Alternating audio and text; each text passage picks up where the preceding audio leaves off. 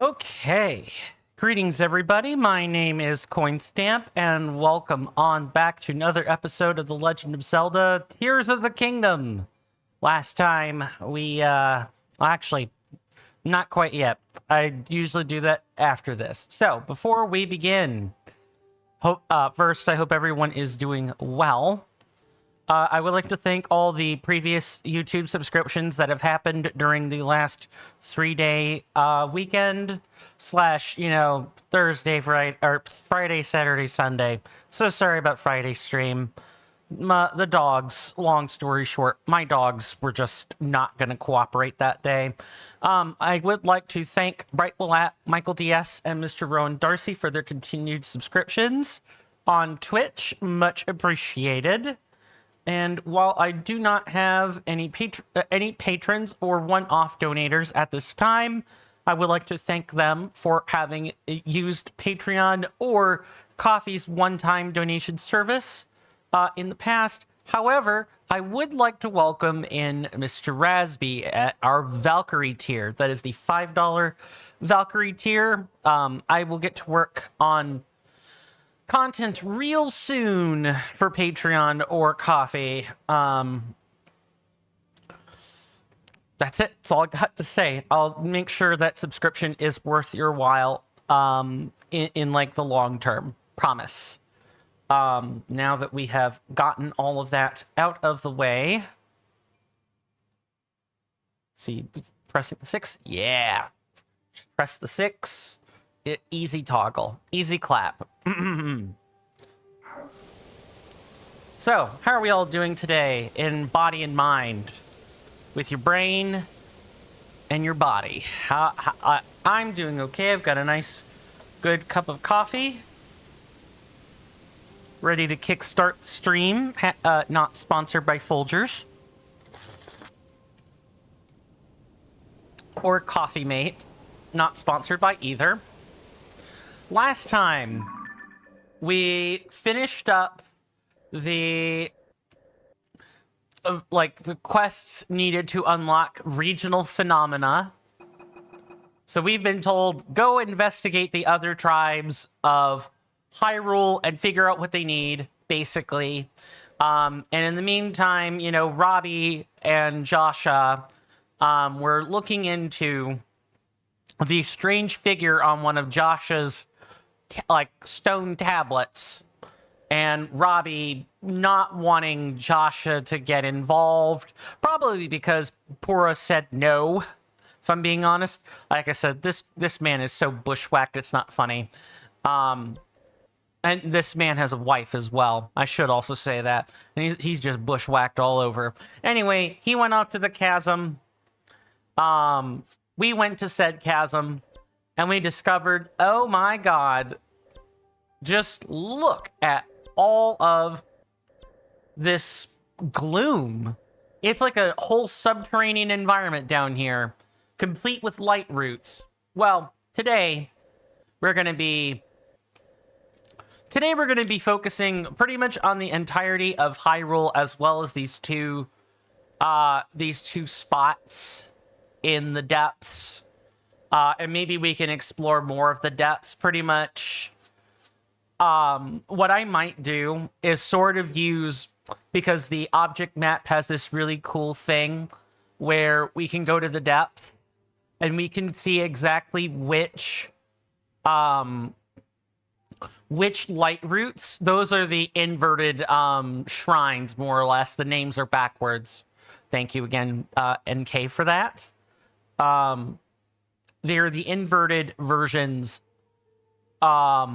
or I should say they're the undersides of the shrines on the surface. So what I intend to do is use the tower map as a basis for which shrines we're going to get access to. Some of these will have to be accessed via hole in the chasm rather than anything else. So let's first go back to the surface. If you guys want to follow along, feel free to type in !TOTKMAP. That'll give you the object map. For those of you on YouTube, you'll just need to use a star or an asterisk instead of an exclamation mark, and you have the same command. Now, where do I start? Let's start... Let's see, bottom right corner. Okay, bottom right corner. We've got an interesting object over here. But more importantly, we're going to put some pins in places so we know where we're going. Now, there are 1,000 of these bad boys, and I do not want to be arsed to find all of the ones in rocks. So I am using a guide for this, which is why I have the map already prepared. I believe it's that spot. Nope, not correct. It is this spot right there. It's pretty on the nose.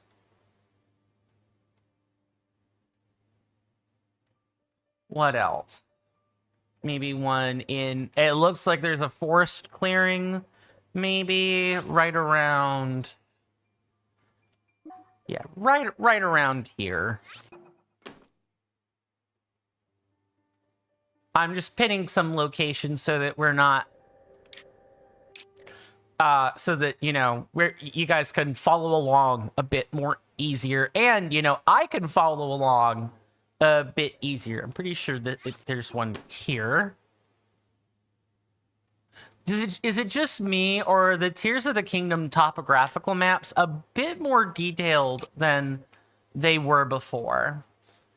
This looks like a tipped over log, so maybe there's an acorn inside. And then this one, this looks like some ruins. That's probably right here. All right.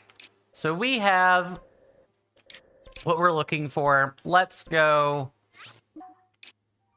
And we do need to mark a Korok before continuing. It's literally right here. We'll go ahead and just mark that.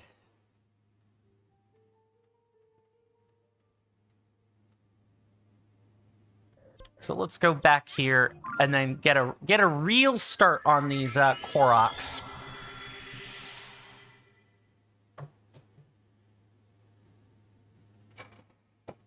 So it's no secret that I live in the southern US and fruit flies are very much a problem. I whipped up hashtag not sponsored by apple cider vinegar or the company on the shot glass. I whipped up some gnat juice, or what I believe to be gnat juice. My stepmother has the recipe for this, and while I'm pretty sure I've got like the basics of it down, I added a little bit of sugar to bring out the smell in the vinegar trap. I did also... You could just walk towards this. I added the apple cider vinegar. That's what we use to make the traps here. And some Dawn dish detergent, which should kill the gnats once they ingest it. It won't do anything for the larger, you know, fly. Oh, what the heck is this? Dazzle fruit? I bet this helps, I bet this is for glowing. A fruit charged with powerful light. Break it to unleash dazzling sparkles that blind any monsters nearby. Why do I think that dazzle fruit might be...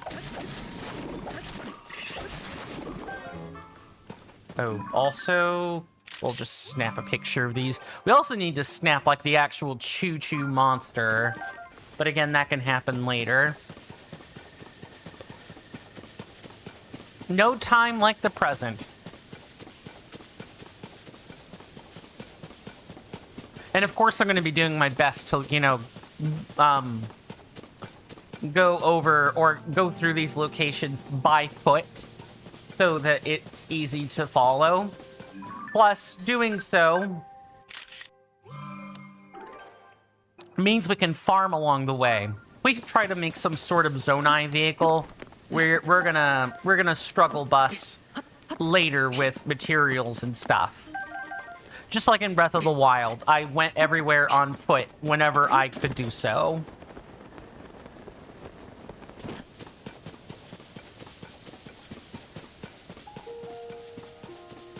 So how is everyone today? I believe I snapped a picture of that. I sure did. All right.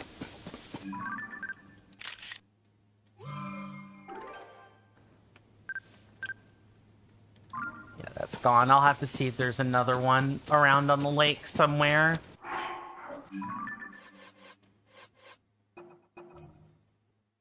Delete. It just feels like a nicer game. And, you know, the thing about the Nintendo stuff that really sucks for me is that I'm a huge Metroid fan. And I'm still a Metroid fan. Like, what is it? Retro Studios or whatever? Like, the companies that make the games are fine. It's just Nintendo execs making the decisions they're making is not fine. I'm gonna be paying attention to interviews because I'm pretty sure, like, please don't tell me that one just flew off. All right, we got it. Which is what I was worried about. I'm gonna be watching for Nintendo execs or like the people around them tongue-tie themselves in an effort to explain away the legal policies. That's what I'll be interested in now. Hey there, Mr. NK. Welcome on in. Good to see you. Hopefully you are doing well, good sir. And I hope you are enjoying your stay. You caught us right at the beginning. We are, in fact, getting started on our journey to collect all 1,000 Koroks. I mean, we have 20 of them, but, like, I would say now we're definitely beginning that journey in earnest. We're not quite there yet.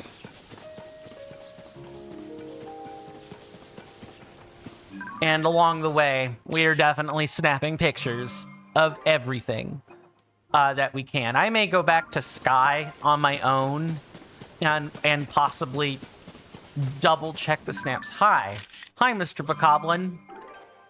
That is a gnarly looking horn you've got there. Don't even think about it.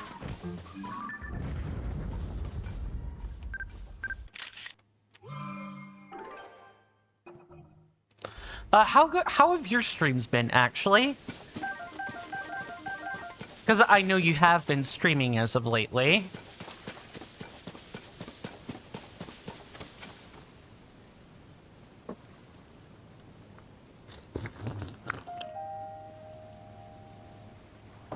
And hopefully they've been going well regardless.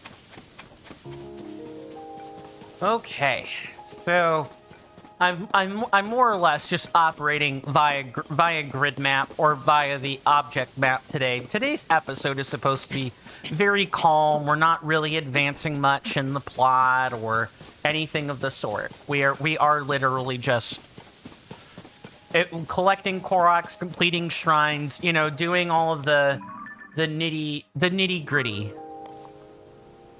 Oh, I'm looking at the wrong place. No, I'm looking at the right place on the map. It's nice to have this freedom. Like, I enjoyed the heavier dose of story in the beginning. And, you know, I guess there's always the opportunity not to, like,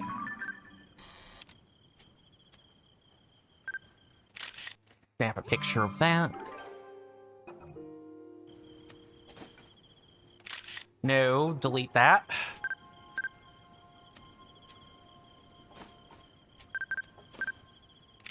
No. Let me take the picture.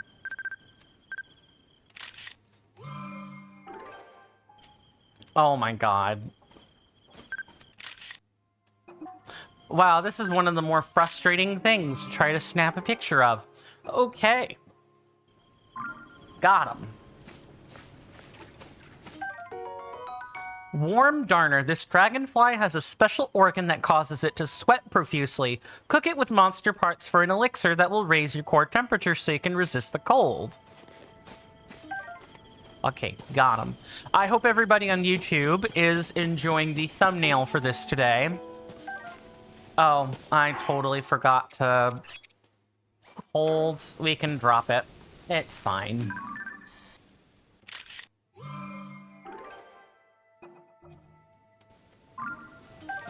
I'm not gonna drop everything out of inventory yet to take pictures. I'm mostly just focused on, you know, what we're seeing right now are things we can reasonably take snaps of. If we find it in Sky, hopefully we'll find everything we need in Sky and so on. Hello, is this is not the spot yet. There's a blue-winged heron, which I tried to snap earlier.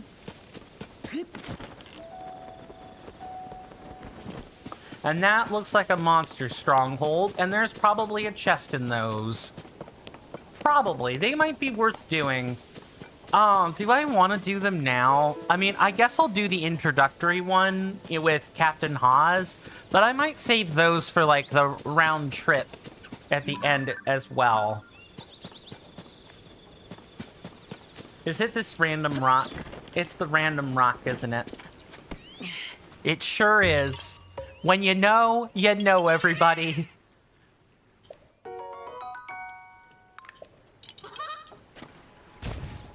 Now, what are you guys guarding? I'm curious. Because I did see something interesting over there. I believe it would have been those boxes.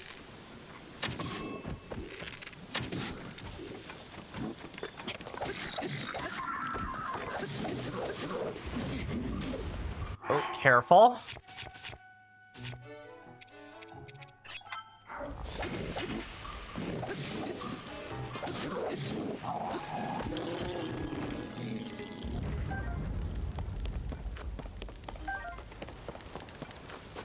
Okay, and then we have the... I thought we had the Bokoblin horn. I guess not. What is the deal with... My phone is, like, blowing up. Oh, also, we have yet to count the Koroks. I need to be doing that. That ought to be 4, isn't it? Just gonna double check. I'll eventually have these memorized. Yeah. 4 on my keyboard.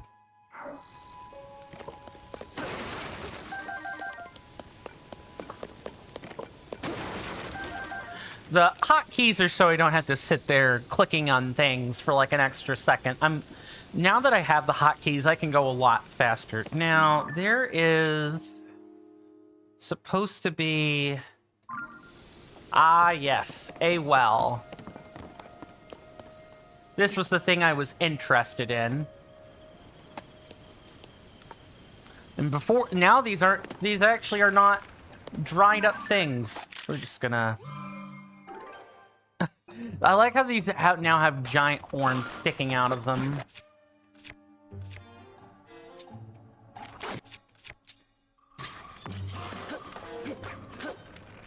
No, you stop.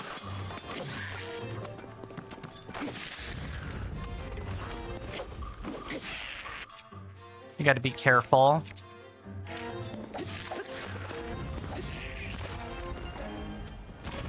I was about to say, please... Oh, and just when I thought things couldn't get any worse.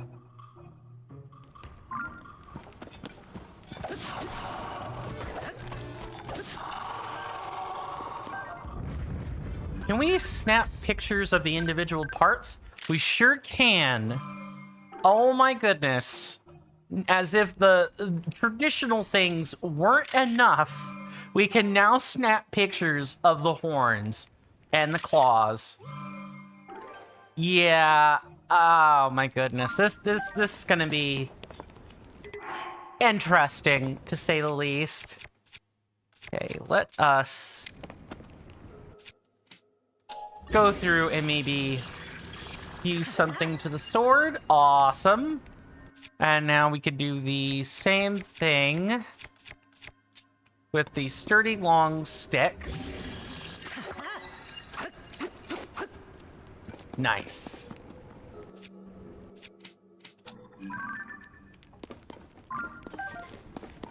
And I'm willing to bet a moblin arm. Oh, well, what's this? That's a moblin horn? I guess so.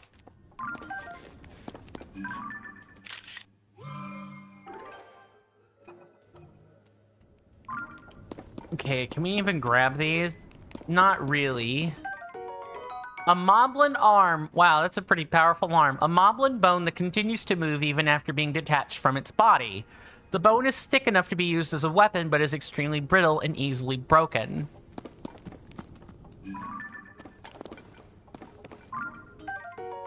Moblin Fang. A hard, sharp fang obtained from a moblin. Stew it with a critter to make an elixir, or attach it to an arrow to increase its attack power. Can't snap these, though.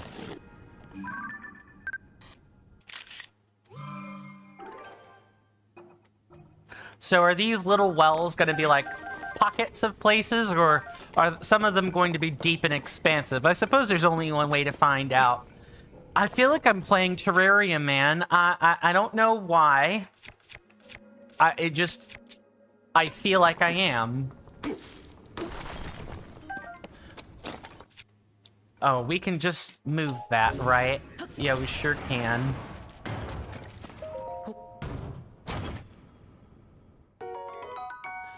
A decayed wooden boomerang. What? A useful tool that comes back after you throw it. Its current state has not lessened its performance. Why is it decayed, though? I guess I will drop that.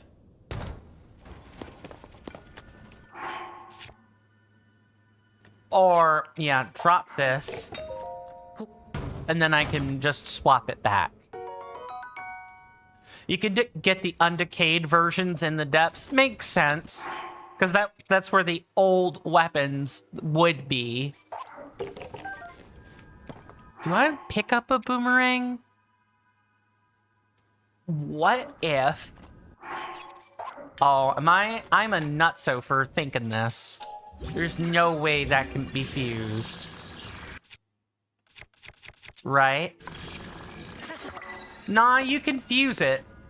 I'm gonna have to test it on an open field, but I wonder if this is gonna alter, like, the throwing trajectory, or if we're gonna lose the ability to throw it. That's gonna be interesting. Certainly worth a field test, that's for sure. We're gonna go ahead and swap over. Oh, I should be taking pictures. What am I? I'm such a silly Billy. Take those, thank you.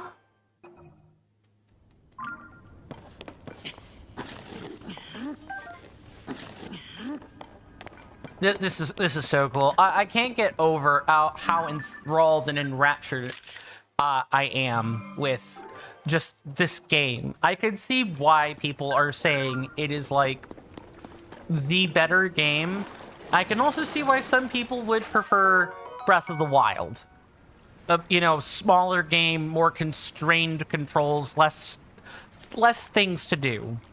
You know when you're finished. Here with Tears of the Kingdom, there's just more of everything. A luminous fish that lives in dark caves. When consumed, its light enzyme can make one's body glow. We're probably gonna want this. We're definitely gonna want to make some elixirs for the depth. Because I can definitely imagine them being useful in the depth. Hold on. Let me fold these. Drop. Okay, so just like in base game, you're taking pictures of the rocks. You're not taking pictures of the opal or the amber. Makes sense. I believe we're done. What the heck? What just fell down? What was that? Aha! A sticky lizard.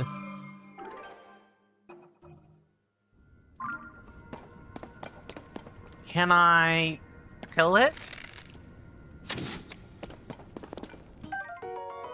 The suction of its toes allows this lizard to easily cling to walls. It could be an asset for a climber on wet surfaces if it were mixed into an elixir. Ah, this is the anti-stick that my sibling has told me so much about. Okay, cool. Now I gotta go looking for other lizards.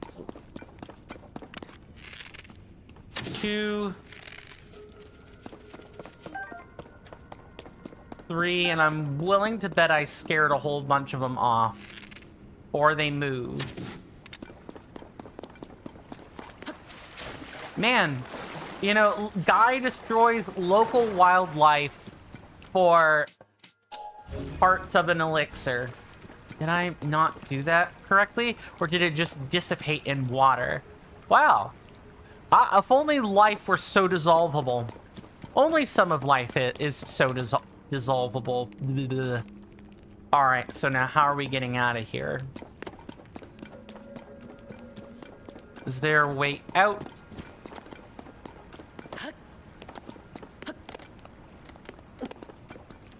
Feels like there should be a way out. There's no way they would jump in here and, like, expect you to warp out. That's kind of cruel if that's the case. Okay, where is the hole for this? Ah, up here. So I'm willing to bet that, like, anti-stick material is absolutely required. Maybe. Either that, or we just need to be patient.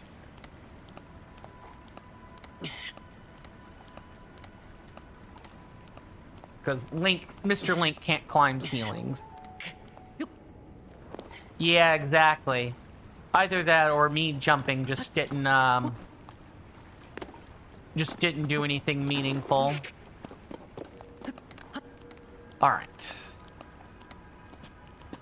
We're gonna try again. I think we're gonna end up having to warp out. Hint for the froggy armor. Newspaper piece. Ah, there's a frog armor. Good to know. Yeah, that's not gonna work. Oh, I'm an idiot. We can ascend.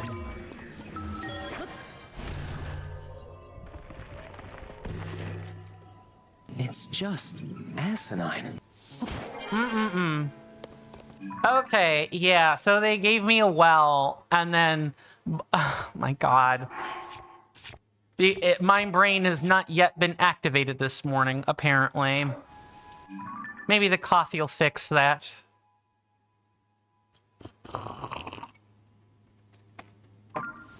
I expect this particular endeavor to probably take 2 streams just based on my...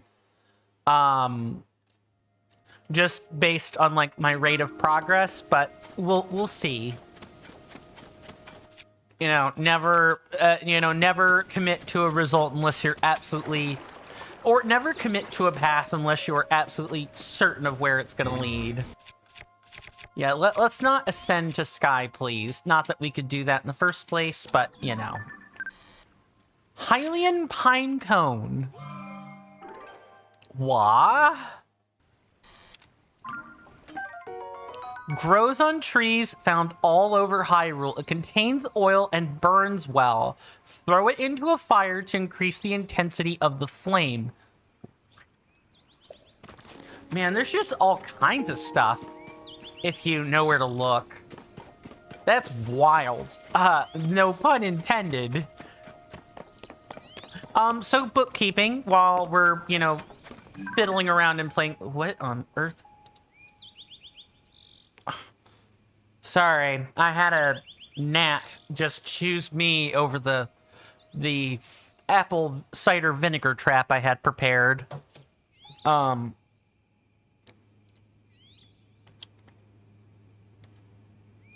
So let's talk Twitch a second.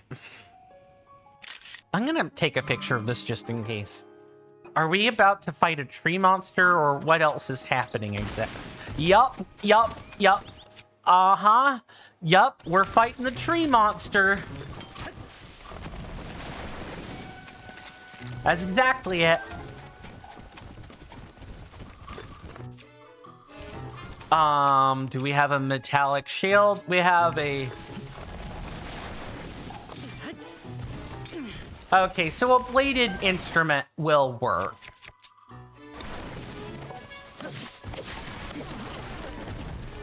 Wild. So... I'm taking a picture of that really quick. I just... First it was the Gloom. Now it's moving trees. What in this game it isn't going to be an enemy later. Are we going to find mimics? Is that going to be a thing? High-tailed lizard, a lizard found throughout Hyrule. It's a bit slow to react at times, but if given a chance to escape, it will dart off quickly. Cook it with monster parts for speed-boosting elixir. Wild stuff. I guess I should have found it weird when I could snap a picture of the trees, right? Like, look, here's another one. Wow, our camera literally is an enemy detector. Look at all these, like, moving trees. Wow, so many trees.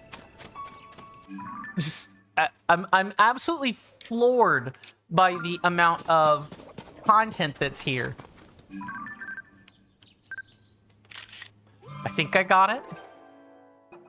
I did. I mean, even if you don't think this is a better game, I still think you should play it. Just to see the different, Yeah, I hear you.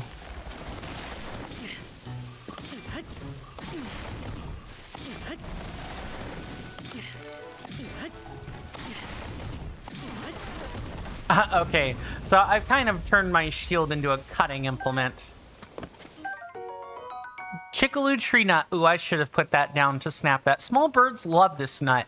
You can eat it raw for a minor effect, but it can also be added as a spice to other recipes.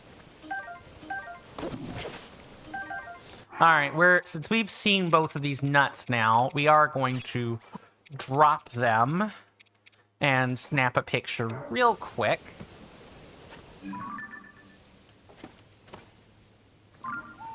Or we will be unable to do so. Never mind. Yeah, I'm absolutely floored. I'm blown away with it's not even been half an hour, and I've just found some new things to oogle over. And I'm a huge fan of treants, by the way. I don't know if people know this, but like Magic the Gathering has a enemy type called or a card type called Tree Folk. If they were more widely supported, I would have a Tree Folk deck. Like, absolutely. And if they were in more colors than green, although it makes sense that they are based as green cards. It really, truly does. But getting back to the bookkeeping, I wanted to let's talk about Twitch. So I make no secret, and for those of you on the hello, it's nice that the lily pads are all kind of arranged in like, yes, see, Korok. Look, random rock. Let's go ahead and tap that. So for those who did not read the Discord post, because this doesn't affect anyone on YouTube. YouTube is not in direct competition with Twitch or anything. So on sometime within like the last couple of weeks, a prominent creator named Nutty got a 90-day suspension for what would be quote-unquote user spam. Now, the reason that he got charged with user spam is because there were kick advertisements in his profile, which, if that were a consistent Twitch policy, that would be fine, right? Not the 90-day ban. That's egregious. But if Twitch were like, yeah, we don't want you advertising competitors, and just set it from the get-go, it'd be fine. People would have the correct expectation put into place. Now, of course, do I think Twitch is lagging behind the times? Yes, absolutely. But it's still their website. They still have the right to make rules, even if they are draconian and perhaps a tad bit unacceptable. But essentially, the old simulcasting rules are now being... Twitch is now actually enforcing these, for better or worse. And your boy has spent 10 years on this platform cultivating an audience. And when I knew it was safe to start simulcasting, I did. Twitch has now effectively made simulcasting an unsafe thing to do. I'm pretty sure that's number 23.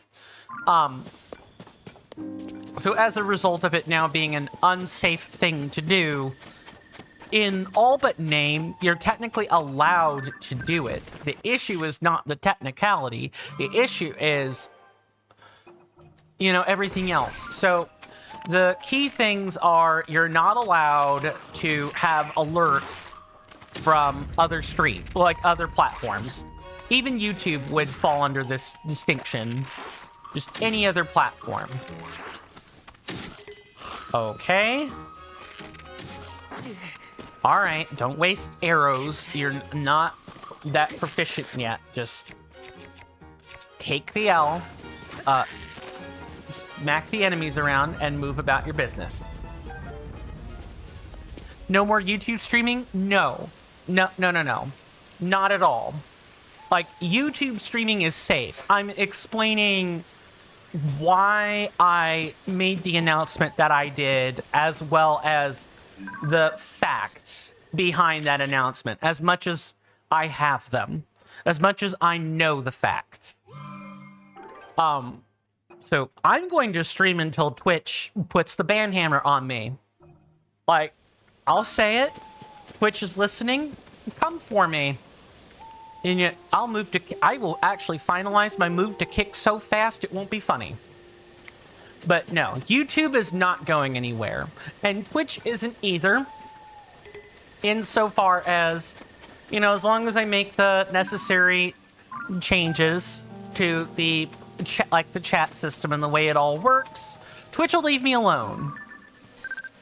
And of course, they're going for bigger content creators first, but they will absolutely go after smaller ones once the bigger ones are handled. Nutty was a pretty big creator, all things considered. Not in like not in like millions of followers or anything, but in like hundreds of thousands. Like a pretty sizable audience, right?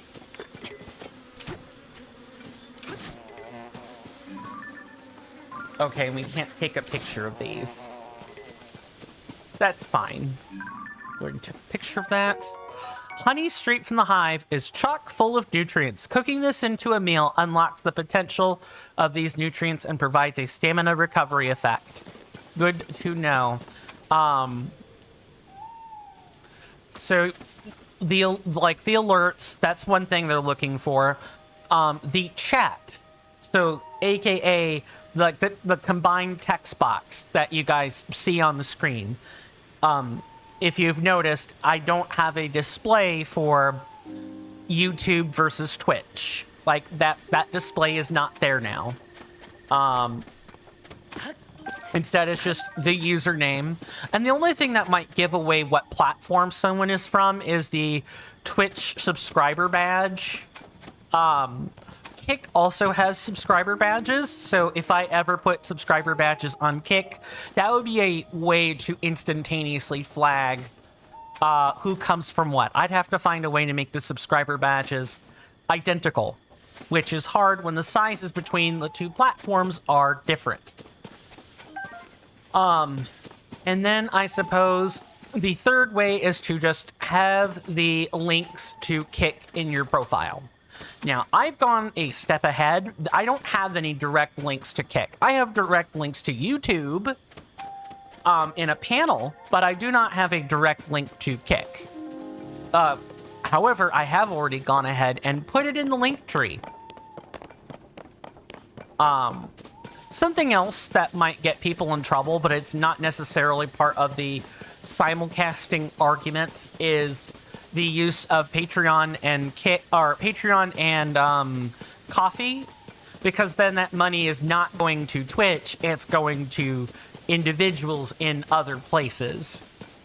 Which I would argue, you know, okay, Twitch, if you need money, you know, and you've already kind of made the place a hellscape in terms of like ads and, you know, the viewing experience, maybe you should just cut down on new applicants. Maybe no more new applicants, grandfather everybody in, people can make accounts, but you're not allowed to stream unless the metric is at a sufficient level or whatever.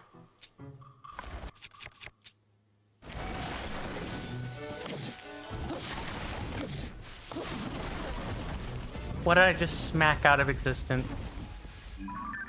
Hello, sturdy, thick stick. So these used to be obtained from enemies, and now you can just find them. Bladed rhino beetle. So these sometimes have bugs, too.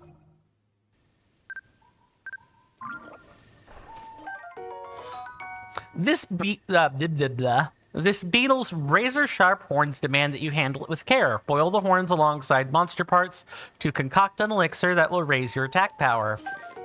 And sturdy, thick stick. A solid stick cut from the crooked branch of a tough tree. It has high durability despite the way it looks. And we might as well get the wood for later. It could be useful. What do I do with this?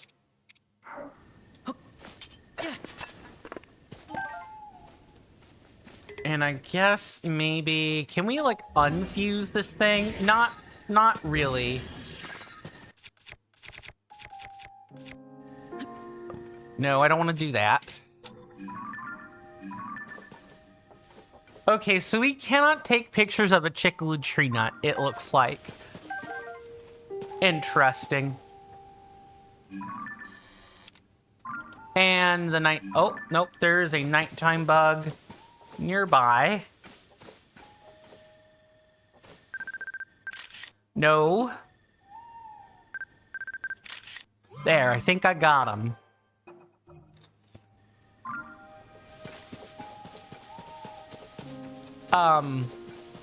But yeah, TLDR, YouTube ain't going anywhere. I'm still gonna stream to YouTube. Twitch ain't going anywhere as long as they leave me alone. The only thing I'm gonna do is simulcast to Kick as soon as I have everything all set up. Right now, I don't. Like, I have the... like I said, I put this in Discord post, but anyone who has the... who hasn't read, I've got commands on a Kickbot setup. I have... Oh, some commands set up on a Kickbot. I've already got, like, the basic channel page and everything. The only thing I have left to do is put in, you know, the advisories for Kick. I've even got the emotes set up and everything else. I even have that. The only thing that's missing is... Oh, did I snap a picture of these? I'm finding myself saying that a lot. I got everything almost set up with Kick. I just have to, like, actually use the stream key and everything. That's the only thing left.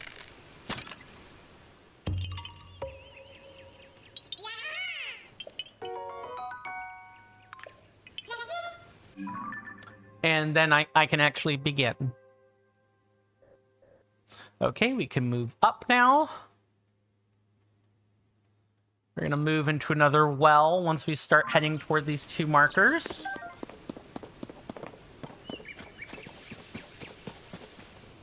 Did we take a picture? We did not take a picture of a tree branch, apparently. I'm mentioning the overhead stuff. You know, the stuff no one cares about. Ooh, the whole thing broke, I'm pretty sure. Yeah, I'm mentioning the overhead because it can affect people on Twitch. It would really suck to have made all the subscriber benefits for Twitch, then just to have them pulled out from under you because something happened to me. I want you guys to know that if something does happen to me because of Twitch's recent enforcement on this like complete nothing burger they have going on, that, like, you know, that's why you would lose your benefit. That's why your emotes would suddenly no longer work. It's because something happened to me. That's all.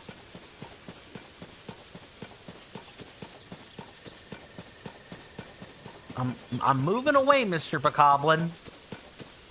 Figuring out how I want to deal with you. What the heck? Is that just a random piece falling out of the sky? Yeah, it sure looks like it.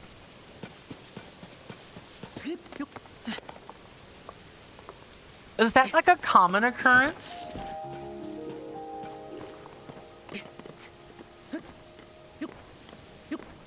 Yeah, I'm not letting you see me. No way, no how. And here I probably want to do like this. You can rewind that stone to fly. Wah?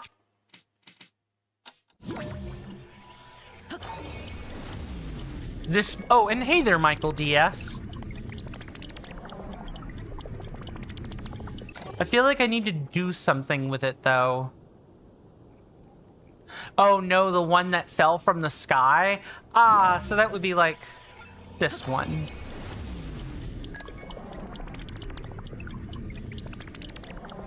Oh, okay. Interesting. So we can rewind that. I mean, it'd have to be a new stone, I think, but that's pretty freaking cool. And yes, let me give you a proper greeting. I'm so sorry, Michael DS. Hey there, Michael DS. Good to see you, good sir. Hopefully you're doing well in both body and mind, and I hope you enjoy your stay. You've come in just in time. We are in the midst of clearing out what appears to be a small stronghold.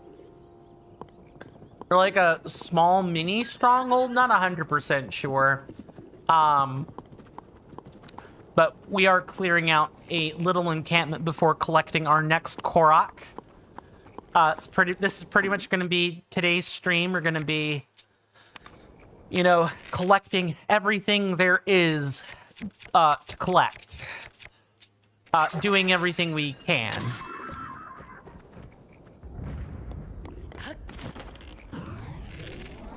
Okay. I have to be careful.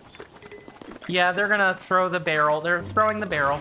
Yep. Well, I knew it. I knew it. I should not have done that. I should have just gotten out of the way, moved out of position, and then dealt with that.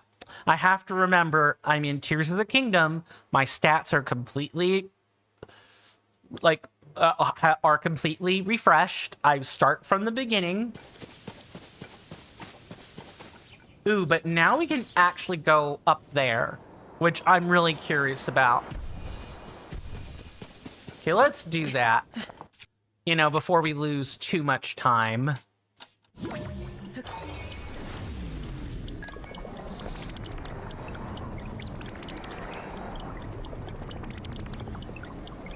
Are we gonna make it?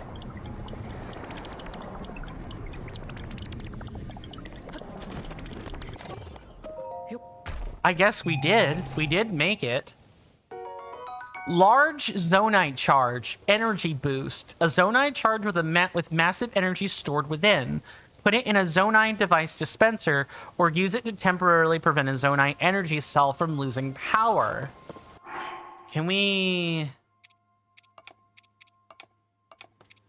like take a picture of that? Can we set it down?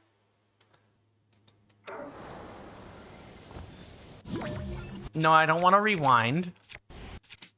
Give me a photo, please. No, we cannot take a picture of that. Good to know. And I think rather than waste our time with that little gaggle of enemies over there, we're just gonna move on. you know, if and we can.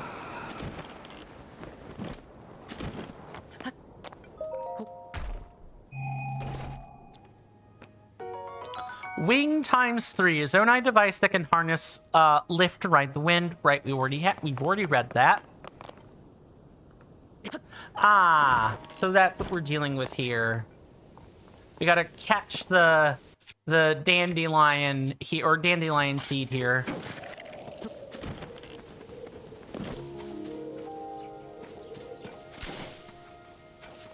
Yeah, we have to catch it. That's the only way that works.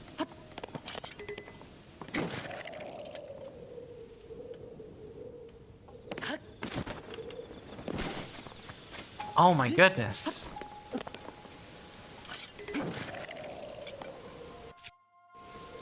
I think we might be able to stop it.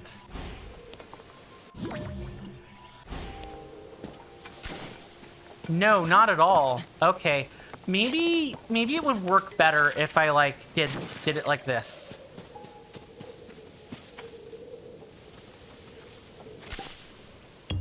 Okay, we have to examine it, not catch it.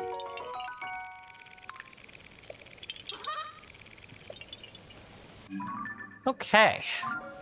Now let's go grab this one.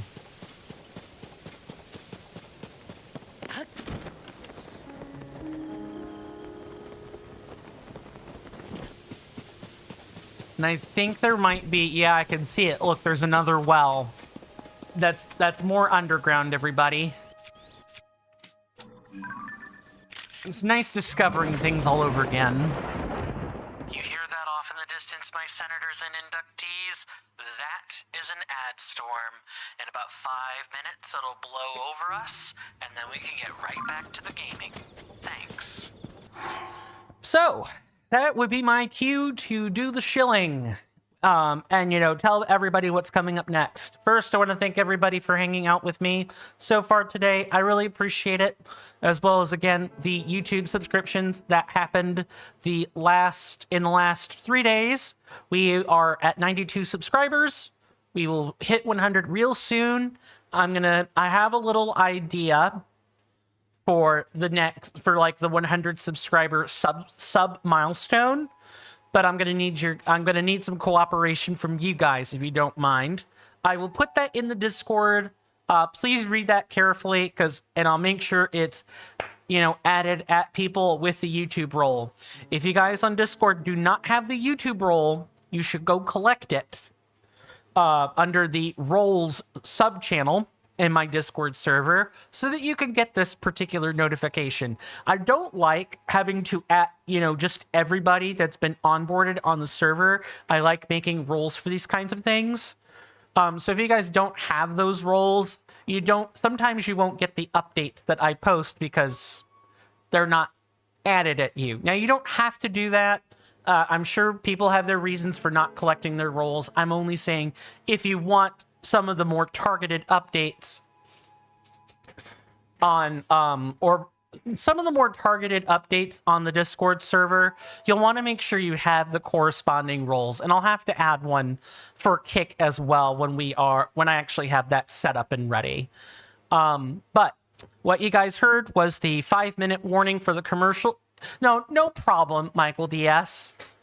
I'm trying to figure out a better way to like onboard people, if that makes sense. You know, get them into the Discord server, because people click on the invite link and, you know, it onboards them for them with the role already needed to see everything.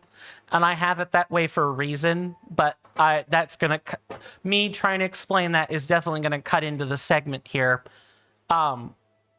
If you guys had not done so and are interested in doing so, subscribe on YouTube or follow on Twitch. And thank you, Michael DS, for the YouTube subscription. Much appreciated. I will do my best to make your subscription worthwhile. But yeah, doing stuff like that. And I'm going to ask the same thing when I get ready to start streaming to Kick, because that is going to happen soon. That really helps out all of the channels, makes it they're pretty free and easy to do. Please also consider, joining the Discord server, which should already be in circulation, but if not,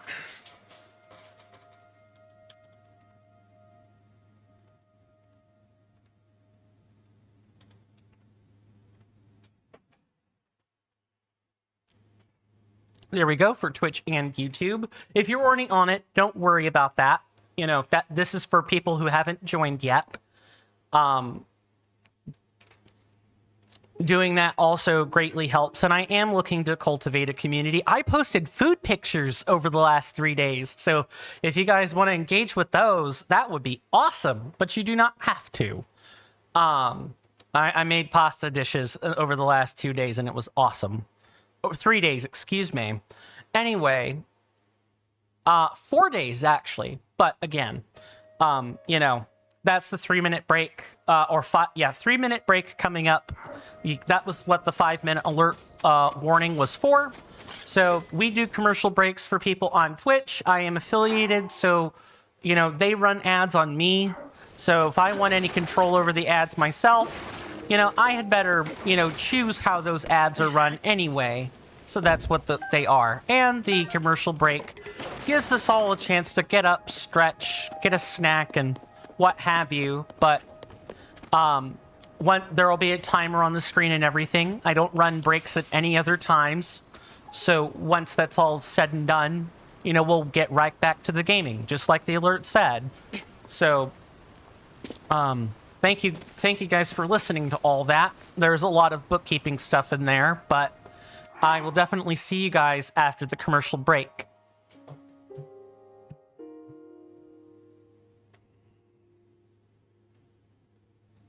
Why is it on?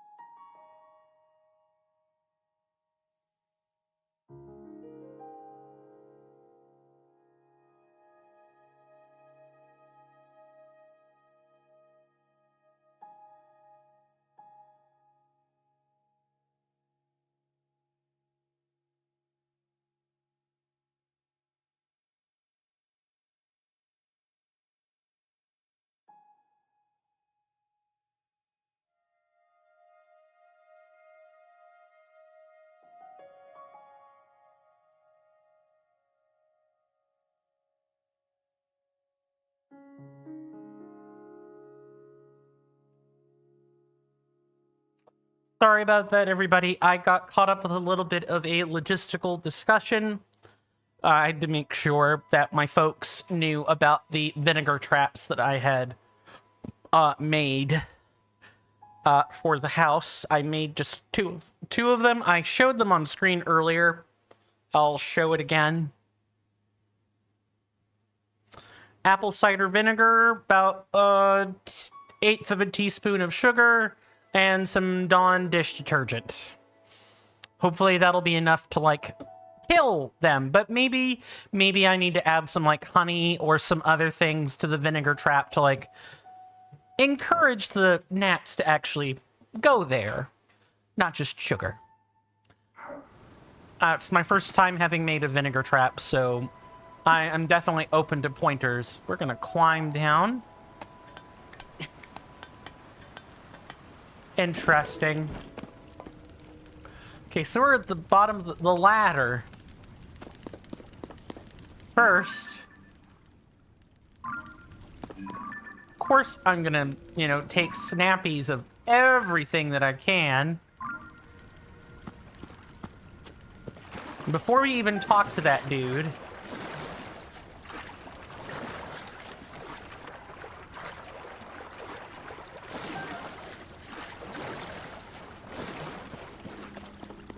don't worry, we're gonna talk to you, good sir, but we gotta do this first.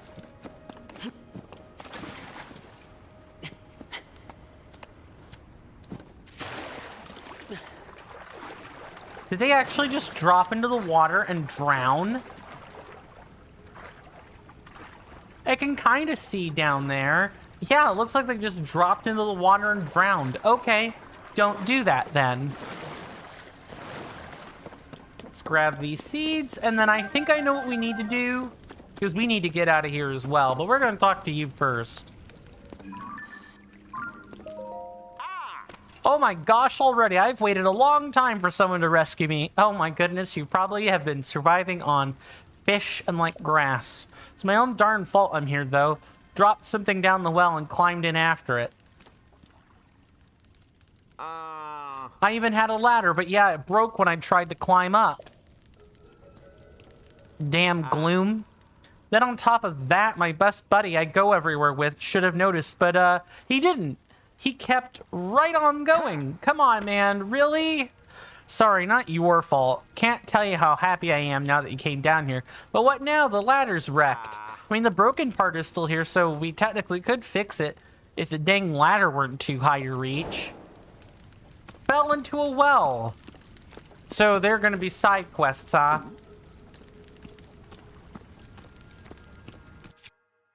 Let's swap one of these. Got the one that was scurrying. Now let's get the one that isn't scurrying. Can we take a picture of this? No. I like how my first thought is now photography.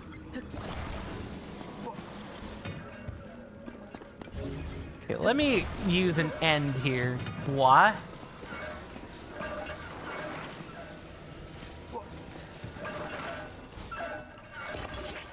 No, that's not good.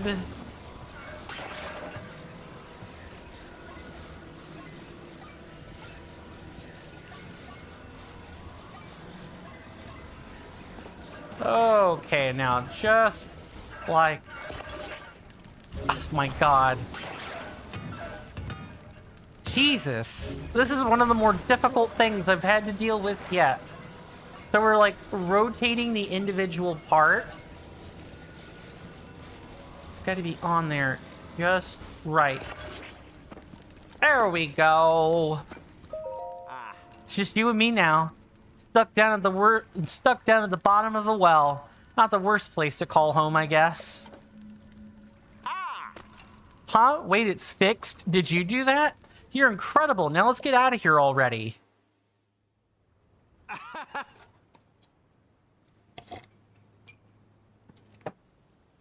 All it took was some, you know, ectoplasmic super glue. It's just asinine. Man, you saved me. I thought I'd be stuck in that well for the rest of my life. Seriously. I really owe you, so here, take this. Yay! I'm going to catch up to my buddy Jor and head to Foothill Stable so we can apply for the Zonai survey team. See you around. Thanks again. And hey, don't go falling in any wells, okay? I can get out of said wells, sir. Maybe you should, like, not do that. I mean, granted, he did take a ladder, that he did do that. So it's not, like, his fault at all or anything. Also, did I, like... I actually have not been marking, Koroks seeds, so let's do that.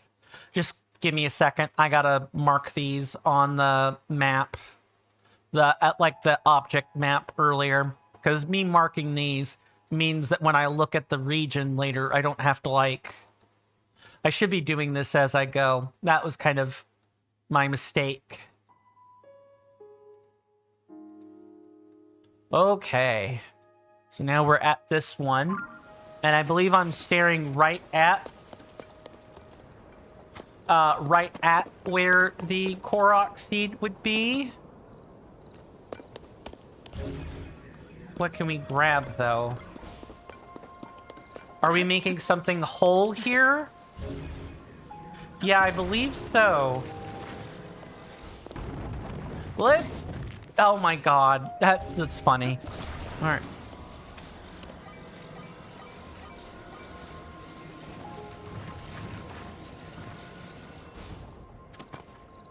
I know that's not correct.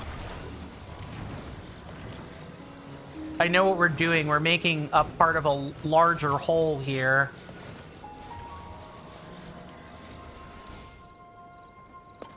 We just need to actually get it in the right spot.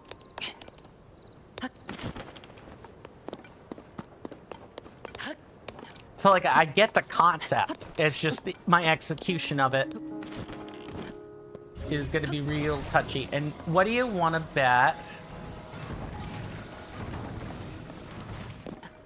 Link, buddy. I need you to, like, get up there. Okay, how do we want to do this? I really need to just use the Ultra Hand to move things and not anything else.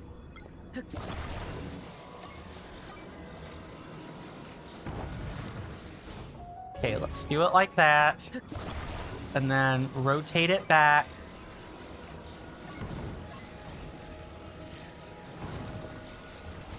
It's like I actually cannot do it that way. I have to do it this other way.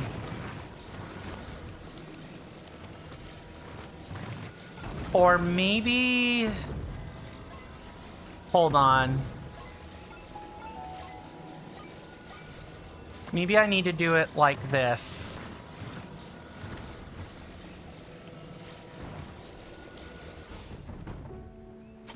And then kind of slide it into place. It's the only thing I can think of.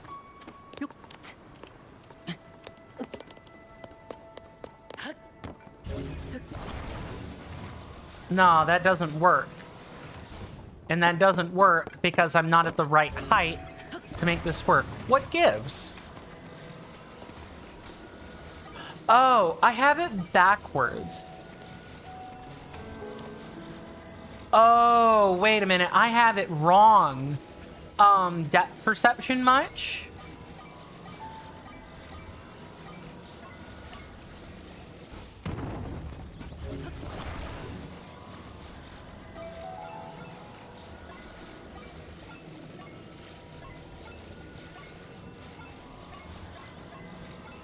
Nope, nope. Do it like that. Rotate it around. One more time. It's got to be like this. Yep, just like that. I had it backwards. Oof. If I had looked at that, like, smaller detail underneath, I would have noticed that right away. Oof. Okay, where else do we want to, like, keep going at? Maybe... Yeah, you know what? Let's keep going around the sides. We'll kind of, like, we'll kind of work our way throughout the exterior and then go through the castle separately. Okay, so now let's mark 6 more. First one's going to be over here. I can already tell because of the stone marker, even if I weren't looking at the map. And then we have one maybe over here. We could do these 6 at a time, so we just have to, like, pace ourselves. This one's, like, right along here. Is that... That's, like, right on the... That's, like, right on the border. Yeah, I'll go that far.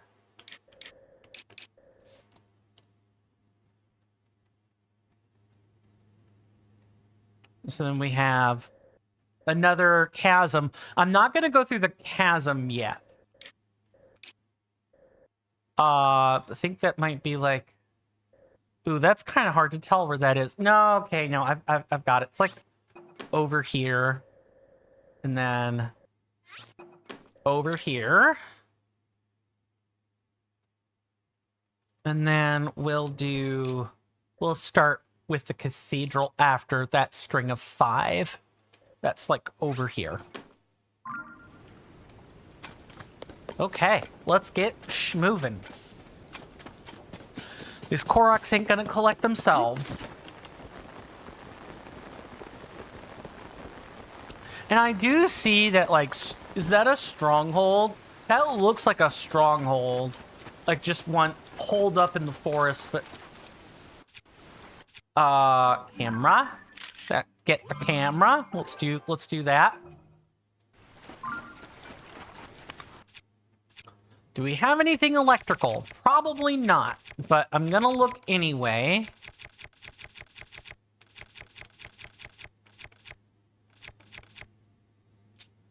No. Nothing like that. But...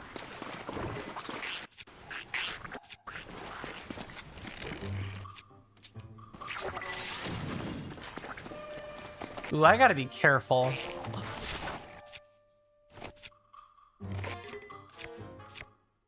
Camera.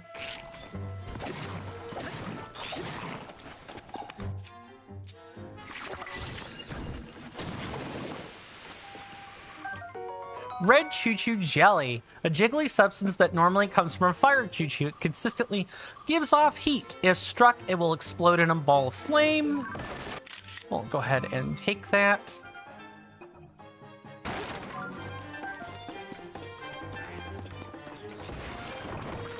Wow. Nice.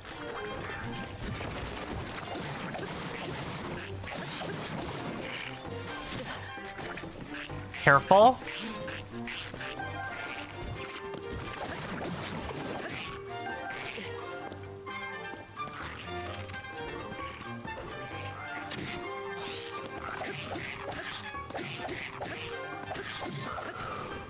Thank you. Go ahead and take a picture of those as well. Oh, those actually look like a bladed instrument. And what the heck was this motion?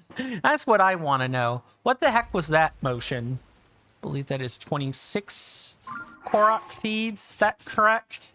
Yeah, it sure is. A thin, sharp, knife-like horn. Attach it to a weapon to increase its attack power, or cook it with a critter to brew an elixir. Yep.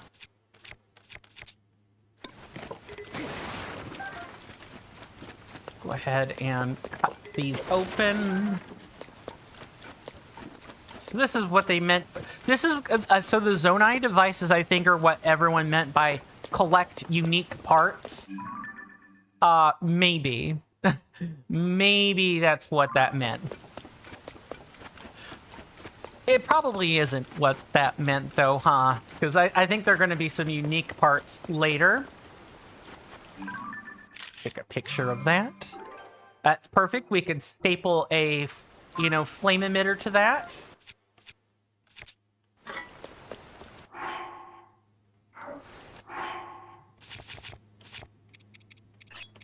Take out device. And then fuse said device to the shield. Neat. We now have a flame emitter, everybody.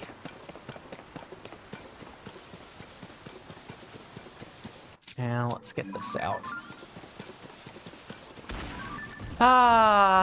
Yup.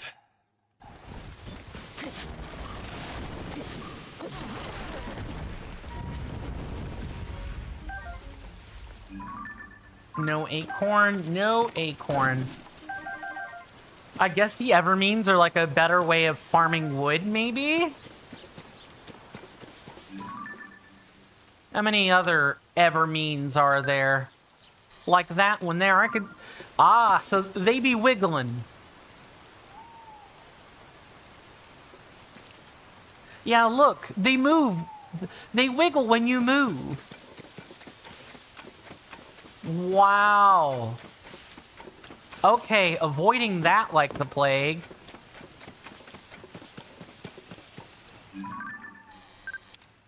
Golden apple. And we're just finding stuff left and right, everybody. This game just has so much more to it. A rare, very sweet fruit that seems to have an extra sparkle to it, sometimes found near normal apples. Icy vertical surfaces are slick and hard to climb. Other vertical surfaces become slick when wet.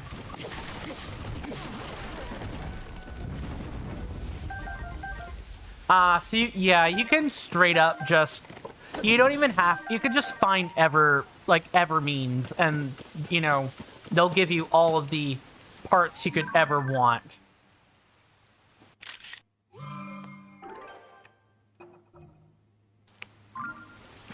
It's just really cool.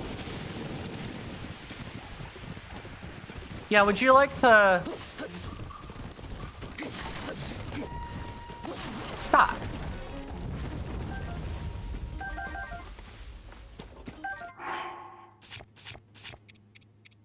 We need to find some things for these dirty wooden sticks to go on. I definitely don't think it's that. Hello. Yeah, normal wooden sticks. I wonder, because I'm curious. Oh my god, we could actually do that. We could just give this thing some extra range. That is hilarious. I think I'm gonna save this like... Oh, but you know what? We probably shouldn't do that, because look. Hyrule Restoration Materials. Using this materials cache for all your building needs. Yeah, I think we want to destroy the used material there and, like, not use it more than necessary. What? Are these people wearing a Hudson helmet, or are they... No, they straight up styled their hair like Hudson. What? Act. Whoa, whoa, whoa. Darn it all. President Hudson, are you okay? What? What? What? Oh no, what have I done? All right, I'm sorry, President Hudson. I won't let you fall over again. That was unforgivable. Startling me like... It's all your fault, startling me like that. Screw you! Yeah, I know it's just a sign, but I have great... Oh my god, this guy is so delusional, he made me cough. I have great respect for President Hudson, so I pin the blame on you. What are you, a Trump supporter? Unforgivable. Oh, I'm totally sorry that I tipped over a sign with, like, the North Korean president's face on it, Mr. Addison. Hey there, bear type. Welcome on in, good sir. Good to see you. Hopefully you're doing well in body and mind, and hope you enjoy your stay. How have your content streams and recordings been going for you, good sir?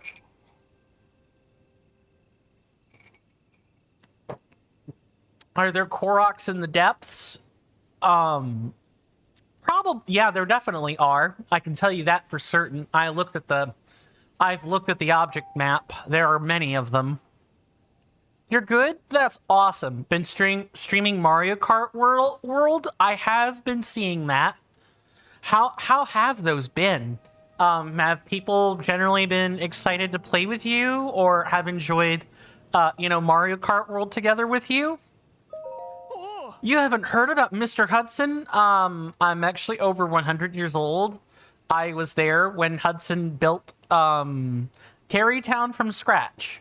You have no idea. He's the president of our construction company. He's the one appointed by the princess herself.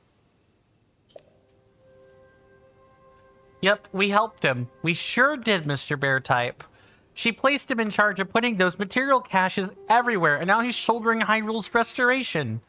Of course, he's also the founder of the Hudson Construction, and besides all that... Hey, I'm right in the middle of President Hudson's epic tale of heroism. Dude, he just works for a construction company. What do you mean play with people? Oh, I meant like the online aspects of Mario Kart World, Beartype. That's all. Like the multiplayer part. You're just playing with yourself with free roam mode? Ah, okay. That's making some sense now. Oh yeah, not playing online right now? Do you have any intentions to? He says, well, knowing that, the Nintendo membership is, not that cheap.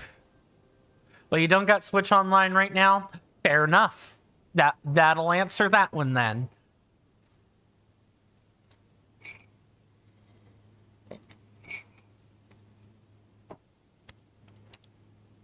Well, if you do, I'm sure there'll be many people who would line up to race with you.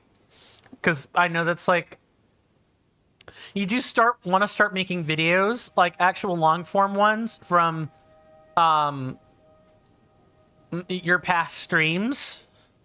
Yeah, like hyper edited or moderately edited long form based on the streams. Yeah, that's going to be a time consumption thing for sure. It'll take a lot of your time, but I mean, hey, if you've been watching videos a long time and you generally know what kinds of things you like seeing in videos, it should go well for you. Most young whippersnappers, or heck, even anyone who's just on the internet more than I am, and in more places than I am, should have a better sense of humor than I do.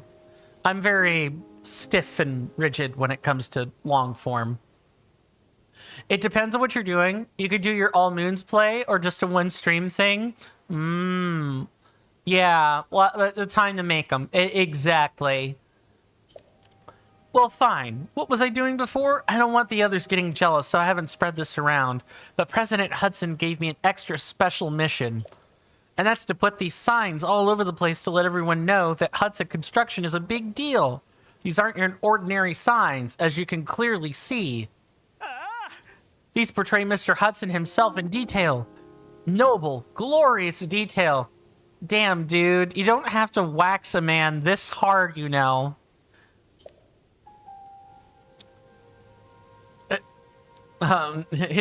He's built different. He do be built different, but that's all he is he built different. It's unforgivable. For you sound like Liud from Bait and Kados, The Eternal Wings and the Lost Ocean. Yes, that is the full title.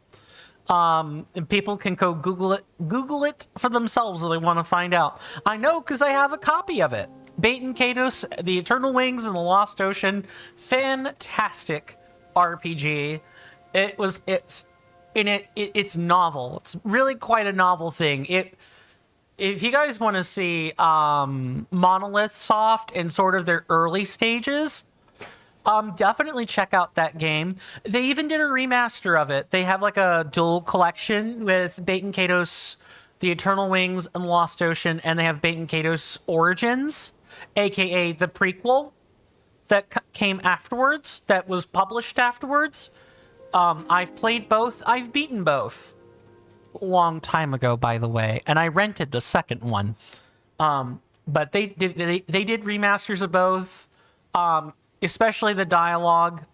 Both the written and the voice lines have been remastered. So if you guys want to see the difference, because I mean, while both of those games are good and the remasters are good, the voice lines can leave a little to be desired in the remaster. Like, people want the old voice lines mixed with the remastered graphics. It's quite a treat. It's one of the ones on Switch 1 I was keeping an eye on for a while as soon as I heard of it, because I am a Baten Kaitos fanboy. It's just, you know, the game doesn't get much love. The franchise doesn't get a whole bunch of support. So, and it's from a bygone era of RPGs that doesn't really exist anymore. Now we have Claire Obscura. Pretty sure it's Claire Obscura. I think that's the title. You know, kind of taking over for JRPGs everywhere. Or FRPGs, French RPGs. But it's definitely not the same, you know, stint as... It's not the same flavor as Baten Kaitos. You kind of have to see it for yourself to know what I'm talking about, but it's good. It mixes card battling elements with actual gameplay. And so, I've pledged to support him. Don't worry, Mr. Hudson, I'm here for you, but I can't stand here forever. I've got so many more signs to spread around. I don't know what to do. Try letting go. What? Are you gonna support him? All right, I'll let go. Whoa, unforgivable. President Hudson, I'll support... oh, I didn't realize I needed to actually have the thing ready. Alright. What is it? I need to stay focused. President Hudson might topple over if I don't give him my full support. So, can you not bother me? Try letting go. Okay. I need to figure out something real quick.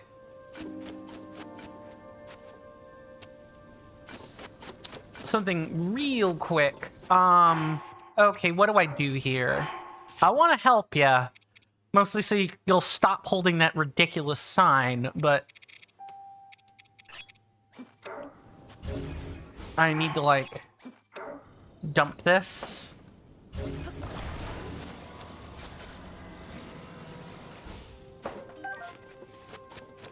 I feel like I need a stick of some kind. Hey there, Starnim. Welcome on in. Good to see you. Hopefully you're doing well in body and mind, and hope you enjoy your stay. Interesting. So they have a couple of parts lying around. Why? You've come in just in time. We are in the midst of trying to help Mr. Addison here. You know... Yeah, that's not gonna work. I need, like, a stick. That's the only thing that works. I need, like, a piece of lumber or something. And I want to not pull from these if I can at all help it. But yeah, we're trying to help this chap kind of like let go of the sign.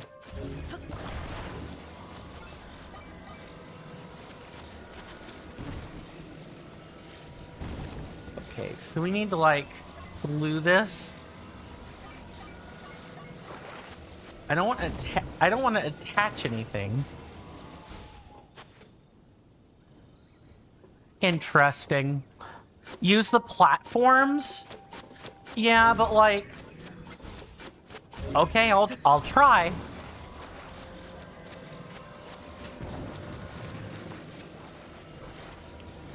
Like... Yeah, that's not gonna work. I need to like back everything up a little bit. You can make a holder. You can glue it to the sign. I see. So... Glue it to the sign. Wait, what? Oh, maybe if we chop the sign?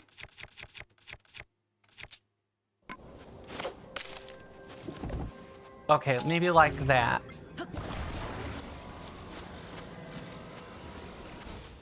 Oh, no, don't worry. Let me make sure I'm not going too far ahead of what you're saying. You can glue it to the sign. You can't make a holder. Right. So, like, because I can't glue it, I kind of have to, like... I basically have to, like, fasten this to something.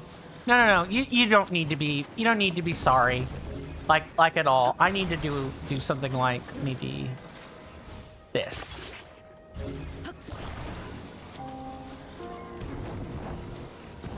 This just needs to be held down a little bit.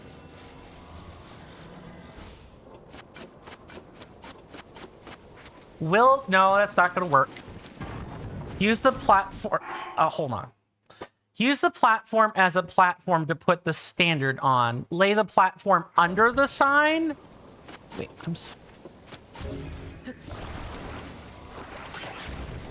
You mean like this?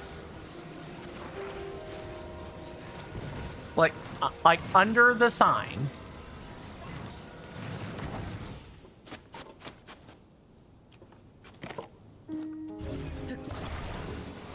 I think if I do that, though, it can't be directly under it. That's the problem. Let me try it like this. Let go. No. Make the holder on that.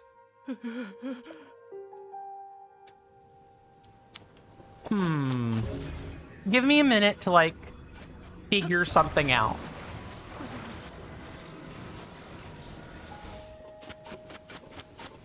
I'm testing a few things.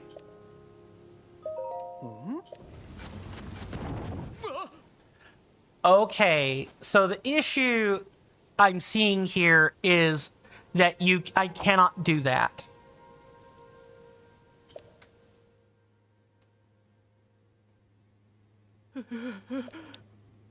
Well, so it can't be flat. It has to be like if it's fallen flat, I cannot do that. Let me look at what's back here. Okay. I didn't see this before. What is this? I guess let's pick it up. What the heck? Interesting. Let's take a picture of the farming hoe. I might need to look it up. Like, I hear what everyone is saying. Oh, also, I just completely... It's hard focusing on 5 things at once. A farming tool primarily used for tilling fields. Its fine craftsmanship is sturdy enough to withstand back-breaking field work, but its battle applications are untested. Okay, I've read that. Grab this, make a platform, and do the holder in the platform so the sign stays in place. Right, oh, okay, so, yeah, that took me 5 ever to... So this is fine. This part is correct. What I need to do is, like, lay this here, and then now that this platform is here like this, put this as close together as humanly possible. So something like that. Let's find out. Mr. Addison? Oh, it's too close. It's too close. I've gotta back up a little bit so you can actually drop it. So I've got that part figured out. But it can't be... Yeah, it can't be in there. I have to just center it. It has to actually fall. Because he's scared. Oh, okay, yeah, I see what's going on.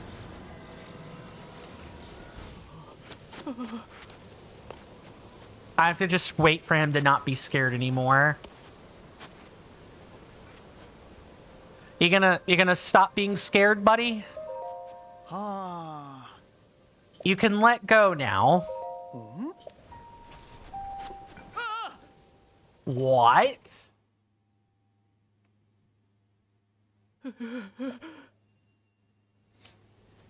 I have to keep it from turning. This is what's gonna... I have to keep it from turning.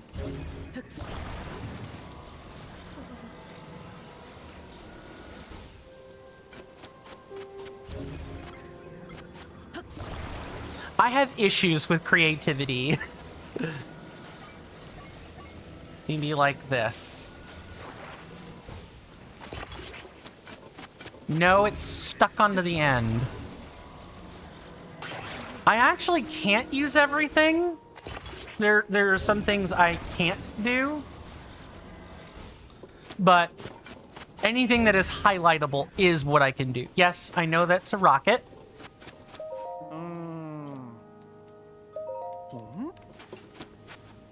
There you go. He's standing, yes. I've also been given advice in this game, and that advice is don't overthink things. So try not to over-engineer solutions. And that means, you know, not being super creative. Because that would just literally make the game take longer. How's the president standing? Dude, do you not know what basic, like, mechanics are? That was brilliant. I never would have thought of it. Oh, right. Let's get him secured while he's still standing. Just put this right here, get that fastened, and...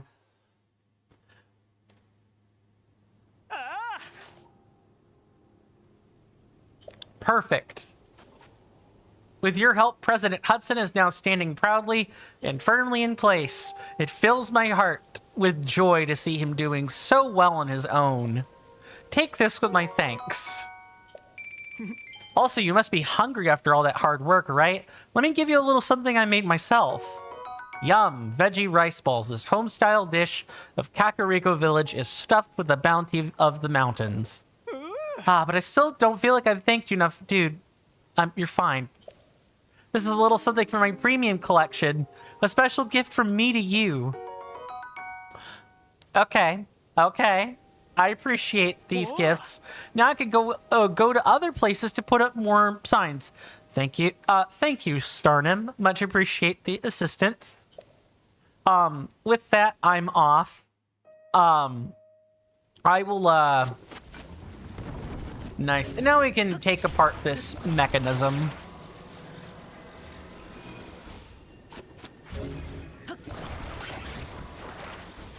Okay. I'm gonna put this back over here where it should be. Doesn't have to be super neat, but I do want it back over there. I appreciate that. I hope I won't need too much help in the future. I wish there were a way to, like, capture these. So, like, we can grab these parts. Oh, I'm curious. Can we, like... This is, like, shield territory. Interesting. And then what's this? I'm sorry. Oh, give it a rest. Sorry, I got flattered, but I was too easily amused by Link doing something silly. So this is a steering stick? Can I take a picture of it? No, I cannot. Ah, I see. I know what the game wants. You're intended to, like, make an actual cart with this thing. That's what's intended to happen. I'm gonna take a picture of that.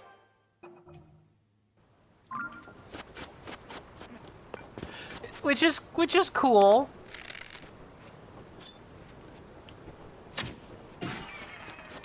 I'm gonna have you drop that, good sir.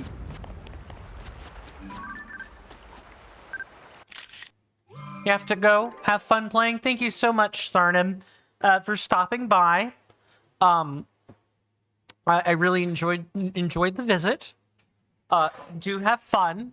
And do rest well. Thank you. Thank you. And with that, let's get back to the important stuff. The Korok hunting.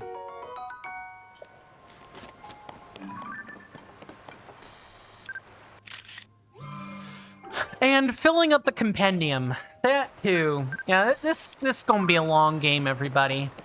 Very long game. Man, I sure hope with the increased play schedule that we make it through in 6 months. That would be, like, really nice.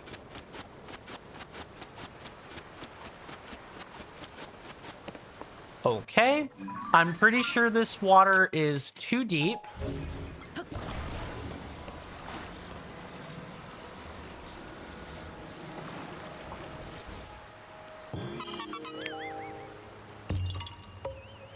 Okay, let me go over here and mark off that particular one.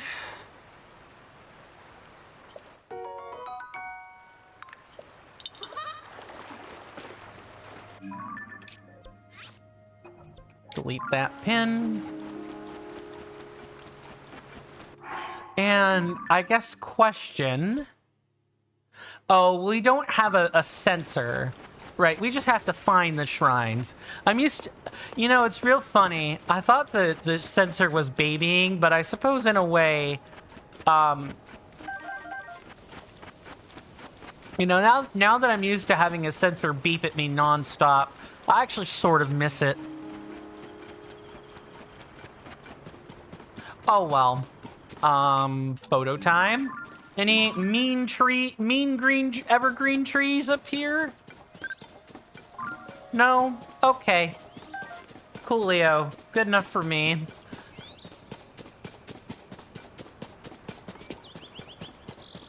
What the heck is that? Oh, that is a Purah. You gonna tell me where your friend is, buddy?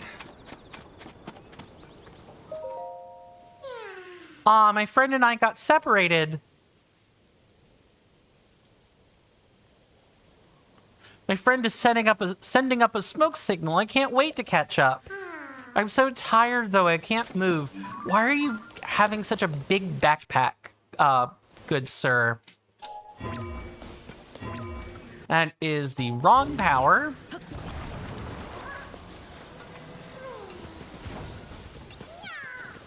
Oh, interesting.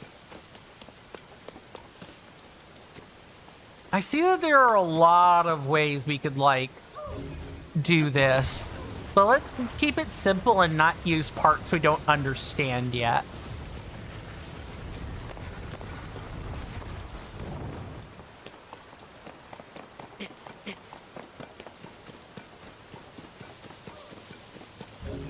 Are there are some wheels, which we could definitely use. Have I gotten auto build yet? Strong recommendation to prioritize that and then build the hover bike. I'm willing to, no, I definitely have not gotten auto building yet. I'm gonna take it that that's like a, you know, main story ability. Let me go to this.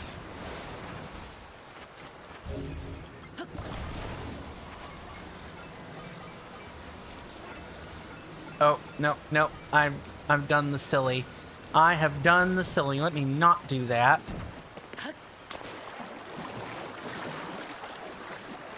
I'll go get another plank. I should have just... let's drown. Let's drown. That's going to be way better. That'll get us back to where we need to be. Oh. Sorry, I'm being an airhead. Hey there, House Quaker. Good to see you. Hopefully you're doing well in both body and mind today, and hope you enjoy your stay. House Quaker says it's an essential upgrade that they don't tie to the main story.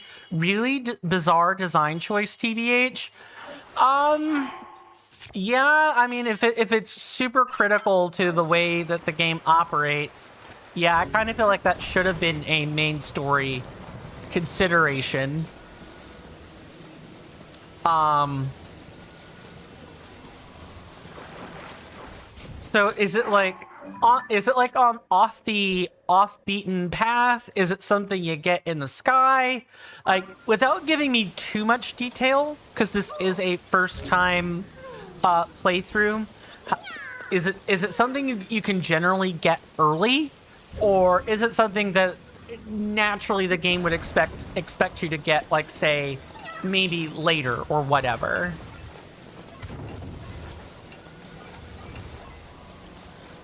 Okay. Let's do it like this, and I would like one of these bigger slats, please.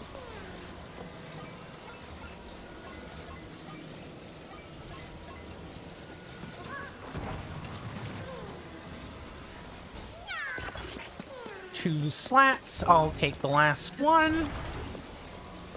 In the depths. It is tied to a quest, but it is so easy to skip if you aren't aware. Ah, okay. You can get it almost immediately after having access to the depths. Okay. And then we can just put this on the ends like so. And then put a fan part on the back.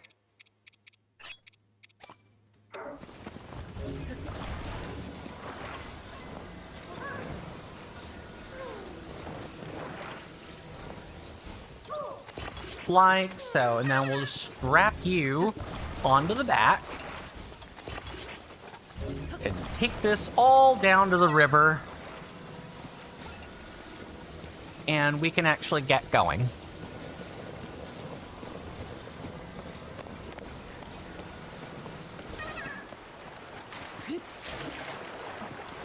Link, get out from under there, buddy. Definitely need you out from under there. The hover bike is not a named item. It's just a very popular build that folks came up with. It makes general traversal really easy. Yeah, that'll definitely do it.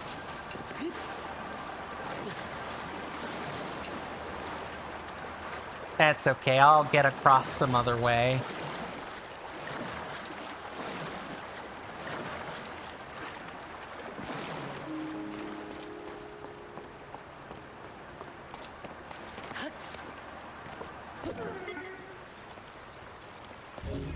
I gotta grab you with the ultra hand. What a lazy Korok.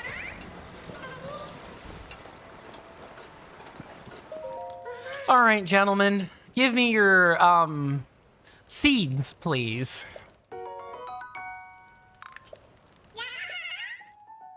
Bye.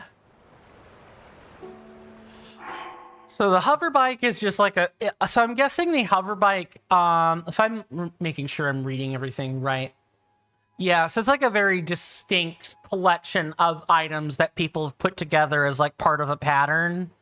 Kind of like how you can find, if you have like a 3D printer, there are websites that you can go to, and you can literally download a print. So I'm imagining there are probably prints of these things online that although you can't download them, there are probably precise instructions on how to make them. Would that be accurate?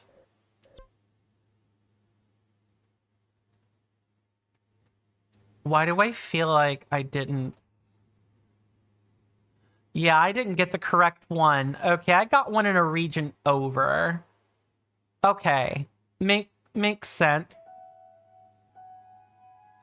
Yeah, okay. That is making a lot of sense, and that's about what I'd expect from games that have building mechanics like this one.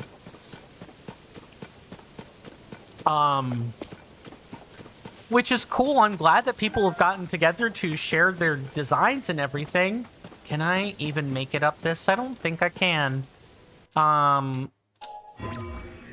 Yeah, no way. Not really possible with... Oh, but up there, though, maybe. Definitely possible.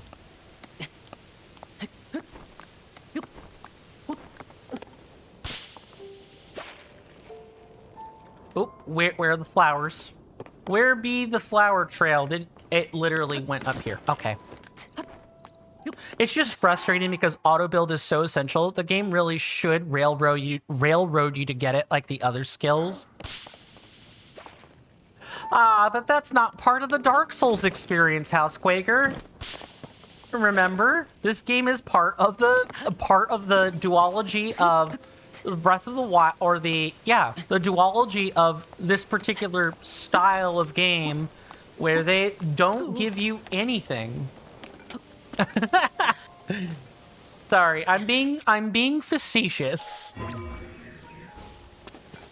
But I'm being facetious to kind of like demonstrate the design philosophy.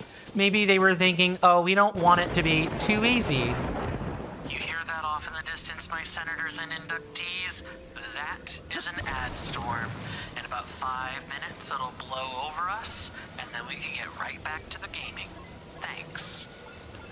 Well, that would be my cue for the... Can we attach these?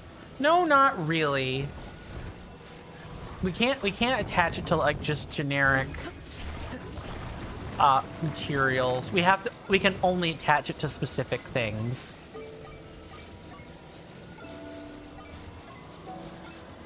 There we go, just like that. And of course the glue. Yeah, I thought something like this may happen. But that would be my cue for the major shilling. I have talked about free, easy methods to help the channels grow.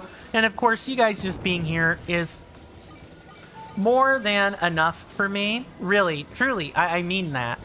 But if you guys do feel like being financially supportive in a number of capacities, I have a ton of things on offer. I have everything baked into Twitch. I have stuff that is in the link trees in both the About Me section on Twitch. There is a donations panel. There's also a link tree link below the video player that you guys can click on. There is also on YouTube, there will be a description. I've not figured out how it's going to work for Kick yet, but I am going to be working on making that work for Kick. Most of our benefits are Discord derived, so if you're thinking of being financially supportive, please also consider the Discord server. I give you guys early previews of the thumbnails so that you guys kind of know what we're doing ahead of time, and whenever I can muster the energy to get back up into it, I'm gonna resume the Patreon and Coffee semi-exclusive content that you get a month in advance before it goes up on YouTube. I believe I have covered all that, but that's just... and on Patreon and Coffee, I have the Dragon Age Origins Trilogy playthrough. That is currently what we are doing with mods. I do have to refire the mods for like the actual real playthrough, but I do have some footage on backlog that I can get to editing for Leliana's song, like an awesome little DLC sub-story. It's great. Maybe I should say quadrilogy, because you technically have Dragon Age Awakening, which is like the in-between Origins and 2, and it explains more things, but yeah, I've got a lot of content to keep everybody busy and hopefully happy. Now, that was the alert, the 5-minute alert for the commercial breaks. We do take 3-minute breaks here every hour. It's the only time we take breaks, other than maybe I gotta step away from my desk. There's a timer. It'll appear on the screen. As soon as the timer finishes, I should be back. That's usually how it works. Combat training, throwing. And I guess we'll get to do that when we've come back from the commercial break. Actually, no, we've got about 2 minutes. Let's see if I can't... The more time I spend addling around, the less likely it'll be that I can do that. I'm gonna grab... Oh, hello. I like the tutorials are more spread out as well. The shrine purifies the ancient evil. You who have entered here, heed my instruction. Aim true and throw the material. Your other attacks are ineffective here. Ready yourself. Okay. Throw material. Select material from your inventory to throw. It has told us this like 3 times already, but at least the tutorials are minimalistic. I am going to leave you guys on the tutorial screen, though, as the commercial break should be coming up in 15 seconds or less. So thank you guys for hanging out with me so far, and I will see you back after the commercial break has ended. Thank you.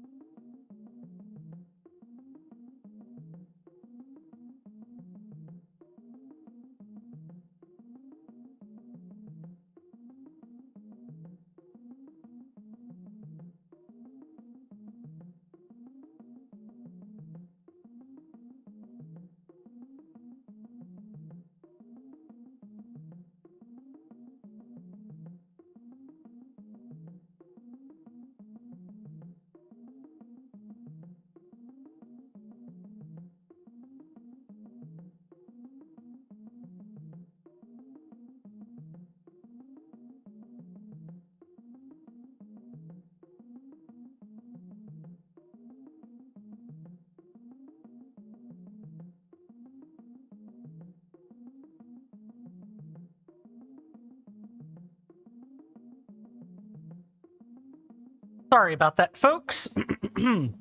I'm back. Nature had a nice little talk with me. And so that is what preoccupied my time. I have not yet figured out what, there is a timer desync of about 7 seconds on Firebot's end. I do not know why there is a desync.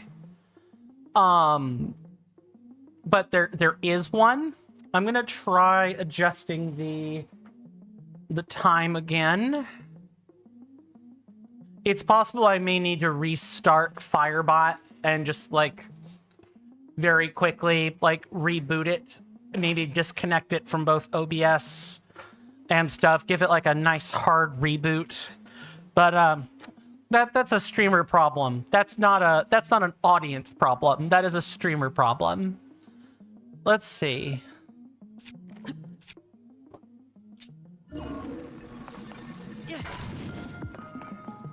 Oh, did it actually shoot these? Let's just take a whole bunch of fire fruit. And is there anything around the back?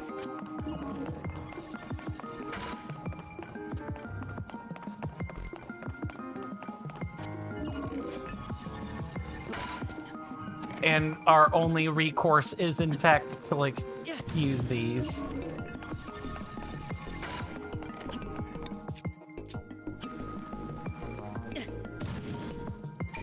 Well done.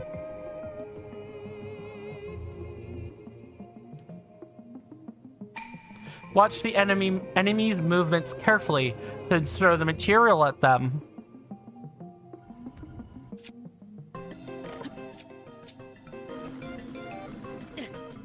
Nice.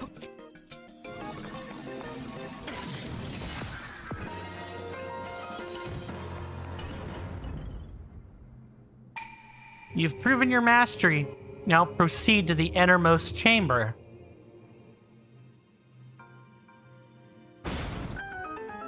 Do. And yeah, a ladder appears so we can get the materials. Neat. And also, like, anything else we chose to throw. That's really considerate, game.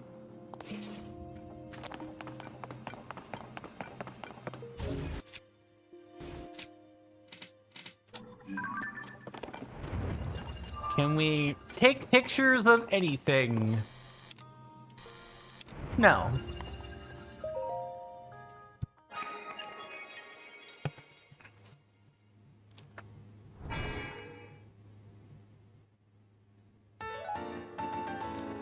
Da da da da da.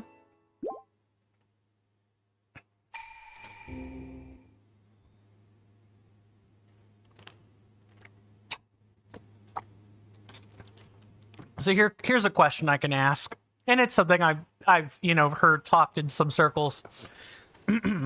We have gods in our real world, right? We have, Vishnu, we have Odin.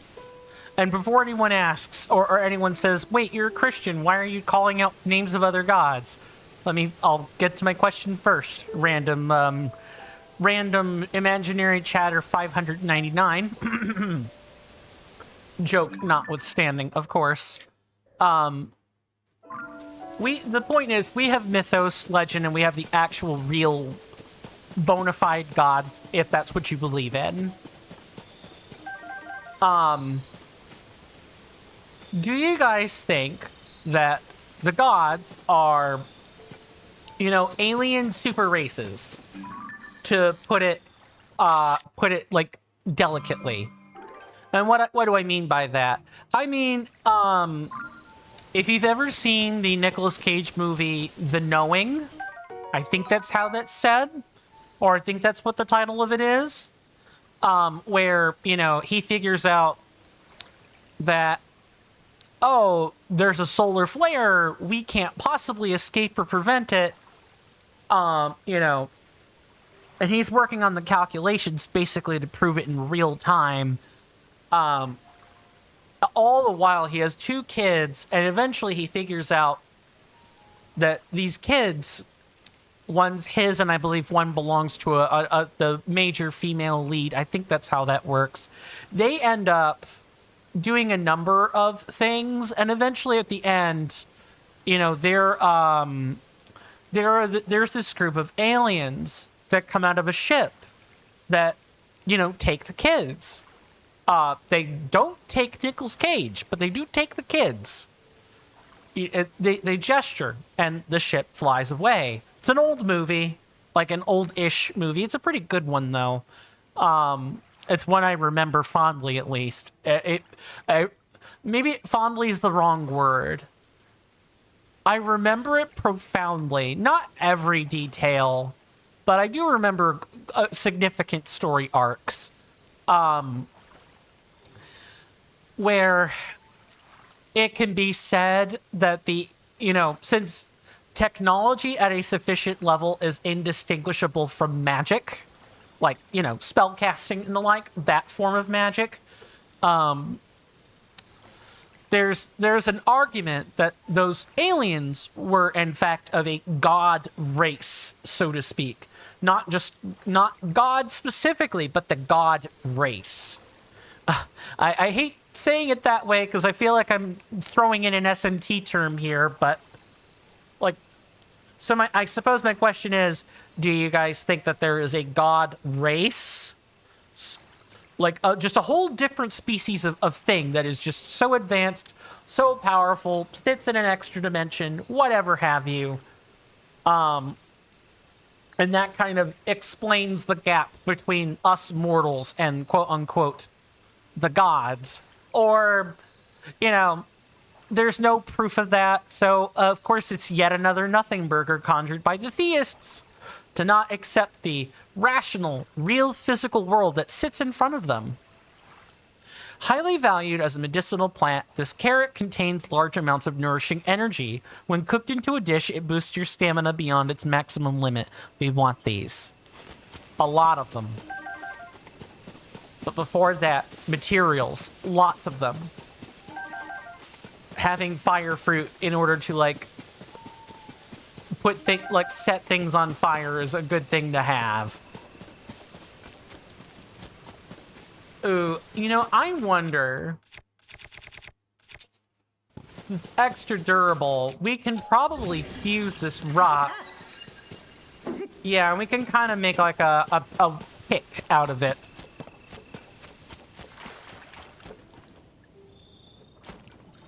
Nice, nice. Very nice scenery. Saba Saba. Saba Saba. Oh, you are quite the handsome beau, aren't you? Is it just me, or did they remove the abs, made them less warrior-like, and more really large female? To meet in such a romantic place, could you be the beau I was destined to fall in love with? No, I can tell just from the look on your face. You did not come here in search for your one true love. That's too bad. Still, in a place as magical as this, I really do believe I will finally meet the handsome beau of my dreams. But until then, let me tell you a rumor I heard about cherry blossom trees. Apparently, there's a strange creature called the Satori that is sometimes seen near such trees. I've never seen it myself, but I really want to. I've also heard that a Satori likes fruit. I guess I should have brought some kind of fruit with me, huh? Ah, yes. So, I don't think we're gonna be putting carrots in this, but I'm gonna try. I think I have to offer, something pretty darn significant. Let's actually try fire fruit first.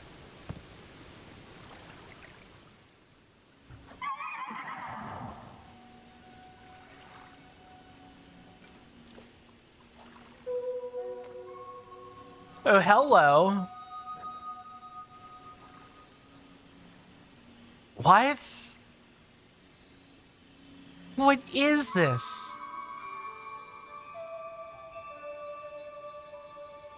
Does this show all the caves? What just happened? Is there anything more relaxing than watching cherry blossom trees? It really puts me at ease. I haven't seen a Satori anywhere, but these beautiful trees have made the trip worth it all the same. That reminds me, though, I thought I heard some kind of animal cry earlier. Maybe it was just my imagination? I'm not sure now.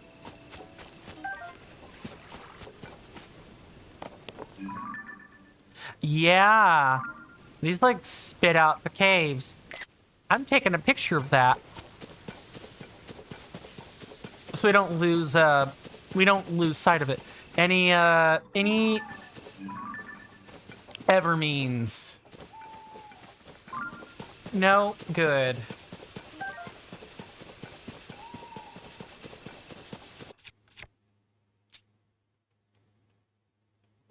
Why did the game make me wait for that? Weird, but whatever game. Sure.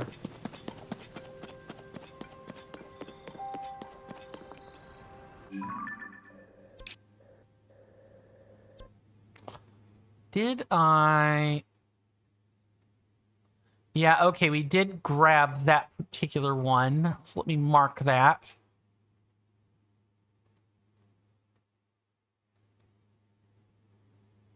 And then I don't see anything obvious. So I'm willing to bet, yeah, that's what I thought.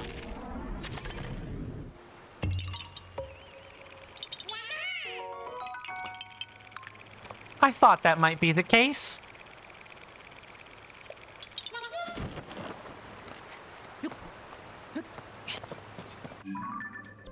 Now let's keep going. Let me see if there's anything else I can, like, point out.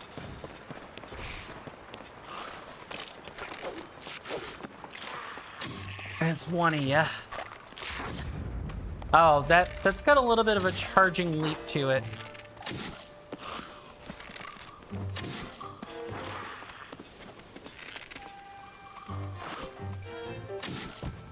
Don't even think about it.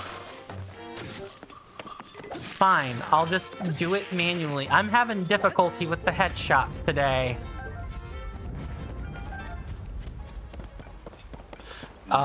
Please don't tell me I can snap pictures of random boulders. Good.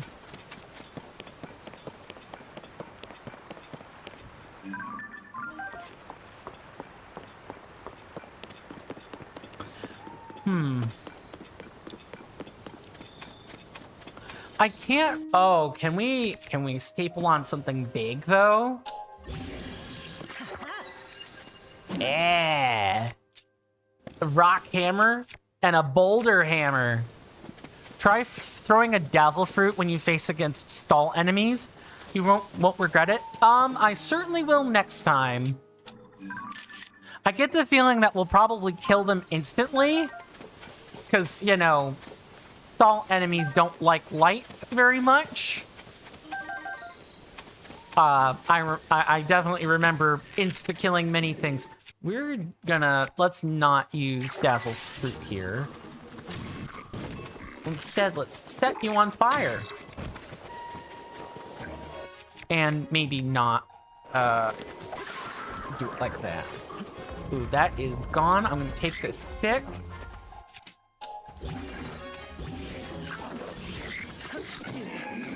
What? Oh, I think No, I pressed X. I have to be freestanding is what it is. Okay, got it. And now... Careful.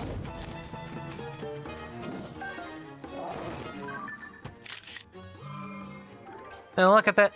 That horn is actually so big it's a helmet. That's freaking hilarious.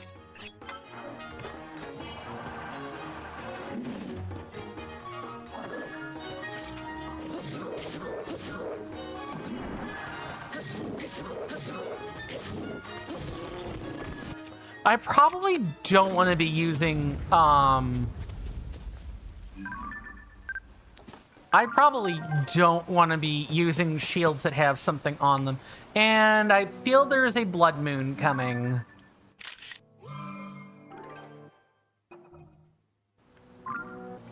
And where is this? Oh, we don't have any room for that. Okay.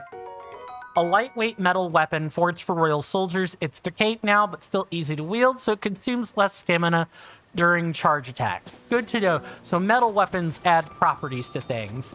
I need to get out of the vicinity, like, immediately. That should be far enough away if I When the glow don't of the sprint. blood-stained moon shines upon the land, the aimless spirits of slain monsters eat up the flesh. The world is threatened once again. Oh, so yeah, that cutscene is definitely different the second time, or on repeat attempts, which is cool. That's good. I'm glad we at least sat through it the second time. Also, your boy was definitely thirsty. Another piece of advice is that Zonai devices like fan or flame emitter use shield durability when you protect yourself with said shield. So like putting a flame emitter on a shield means you probably really shouldn't use the shield that way anymore, right? I'm collecting so much of these that I can in fact just use them like so.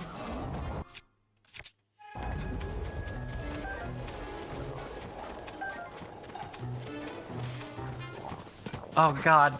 Yep.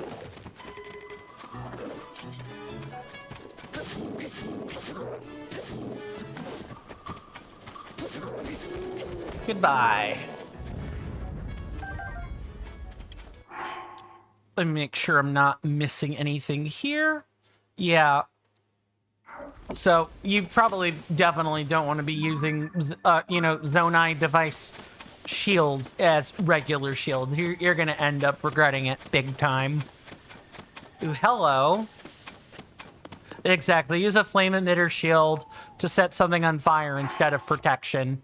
Makes sense. So that means I've effectively cut the number of usable shields in half. Huh? Ah, Link. I heard that you and Princess Zelda had gone missing. I'm thrilled to see you alive and well. But where's Princess Zelda? Hey there, Kato. How are your cuckoos doing? What? So Princess Zelda is still missing. Well then, Link, you may want to meet with Lady Impa. She's investigating the geoglyphs that have appeared across the land. A curious name for this strange phenomenon. Lady Impa believes that they're crucial to the search for Princess Zelda. She's traveling in one of those new balloon contraptions and should be at New Serene Stable right now. I'm in a hurry to meet with Lady Impa, but I can't go anywhere nearly as fast as she can in her balloon. Let's see.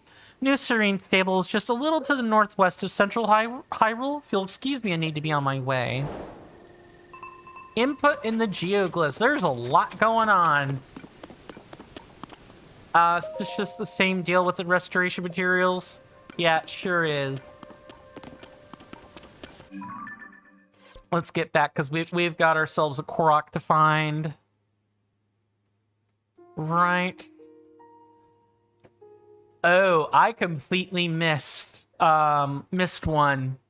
It's like right over here. We need to go back and grab that. And I believe according to the object map, I think there's a chasm nearby.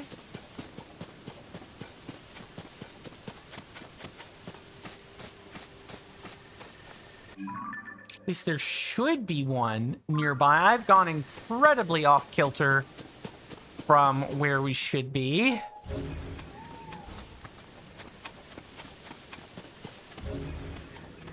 Object map's telling me one's here. Ah, fairy lights. Okay. Hey there, Mr. Raspy. Good to see you. Hopefully you're doing well in body and mind, and hope you enjoy your stay, good sir. You've come in practically just in time. We have, we are well on our way to collecting many, many, many Korok seeds. I need to manually type this.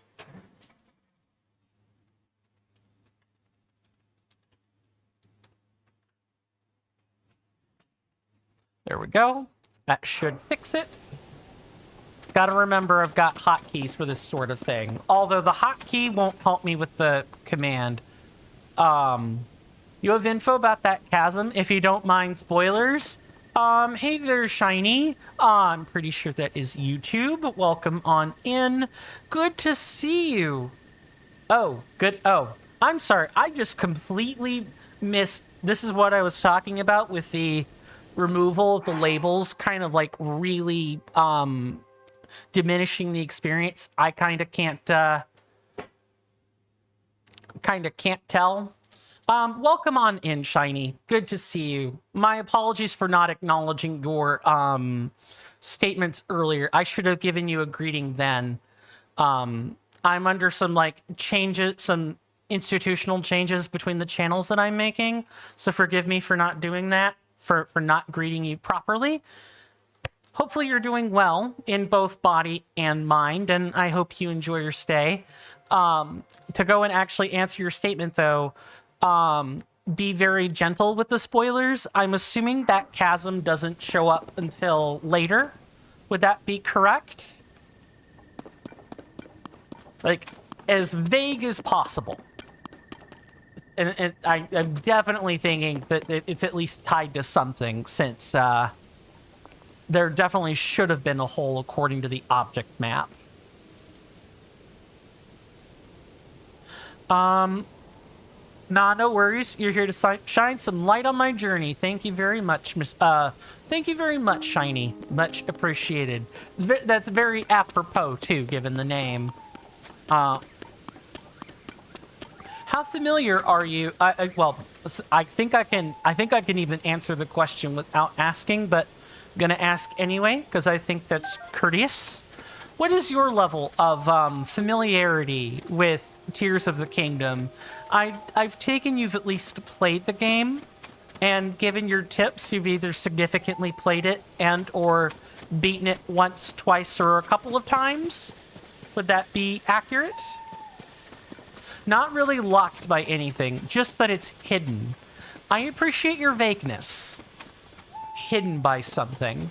Okay, I'll go back to that chasm for a second and see if I can't spot something to do with it. You've beaten it 3 times? Awesome. Awesome. Yeah, a lot of the people that have come in over the past week and a half have pretty much been around the same level of experience. They've either beaten it multiple times or... What the heck? What is that? Malice hands? Oh boy, I do not like that.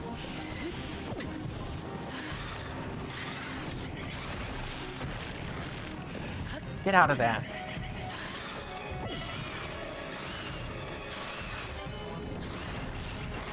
I believe I am dead. Oh god. Yep.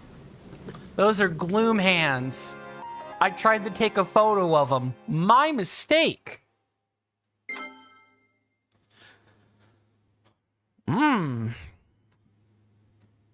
I wonder if that chasm is guarded by the hands. I don't think so, but... Alright. So we have found some Gloom hands. I think we would call them jazz hands, everybody. Red colored jazz hands. I'm gonna make a manual save here, just in case. And I'm gonna first look into... I'm gonna first look into this again. Looking at our map. It would definitely be right around here.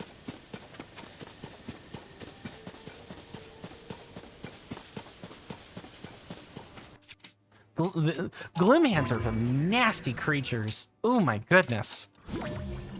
Very, very scary stuff.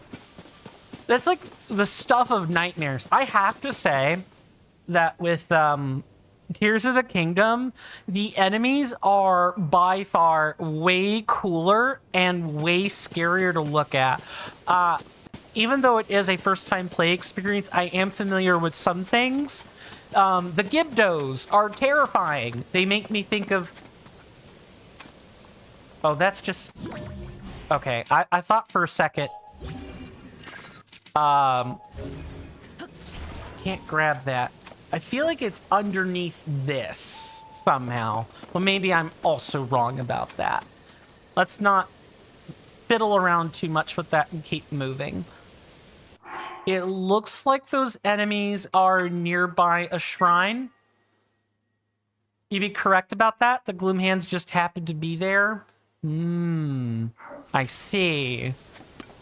I guess let's try again. My goodness. What the heck is this? Is that a sign or what? No, I don't think so. You can't interact with that. My goodness. Just... Okay, now that I'm really? I think is that a hole in the ground?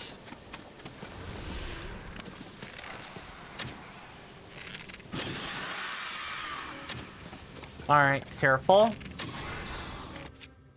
I probably want to use bomb flowers here.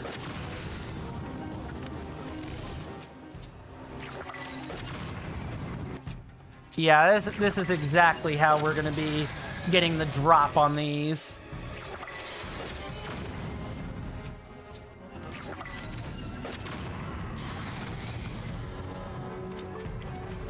Phantom Ganon?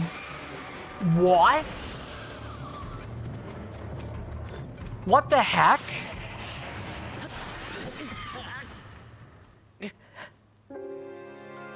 What's that pose link? Okay, interesting. Wow, that is terrifying. I'm pretty sure I could avoid that if I wanted to. 2-phase enemies in the overworld. Wow.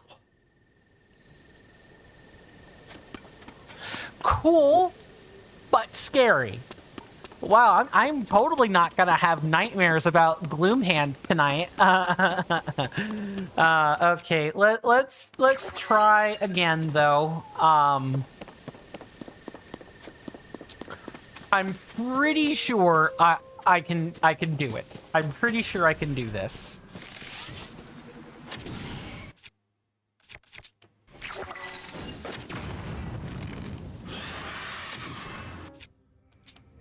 Okay, let the rest of the hands come a little bit closer.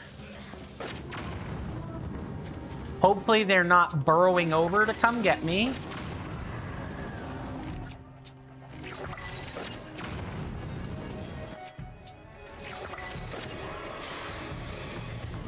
What?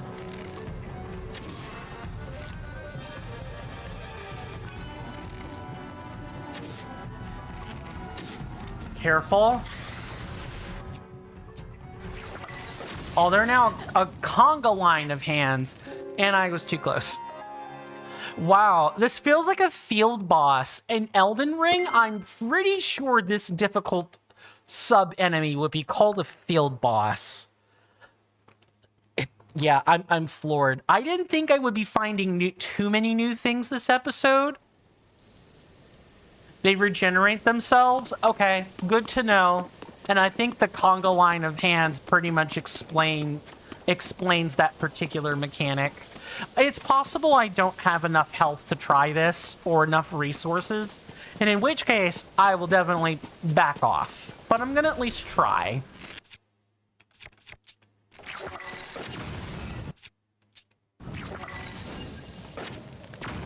That is not correct.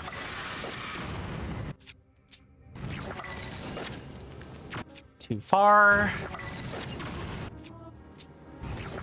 It's possible, but challenging very early on. Yeah, that certainly makes sense.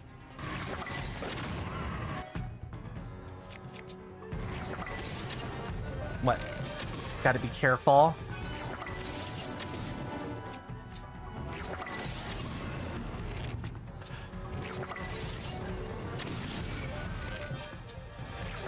As long as I keep it preoccupied, it won't regenerate that. Oh, never mind. It just regenerated. Yeah, I have to use bombs here.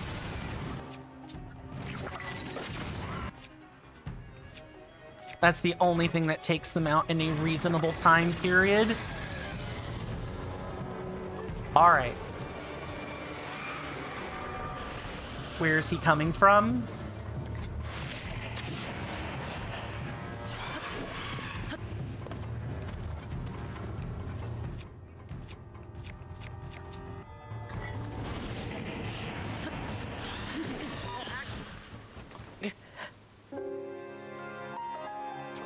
I'll give this a couple more tries, and I should probably save a little bit closer to the Gloom hands.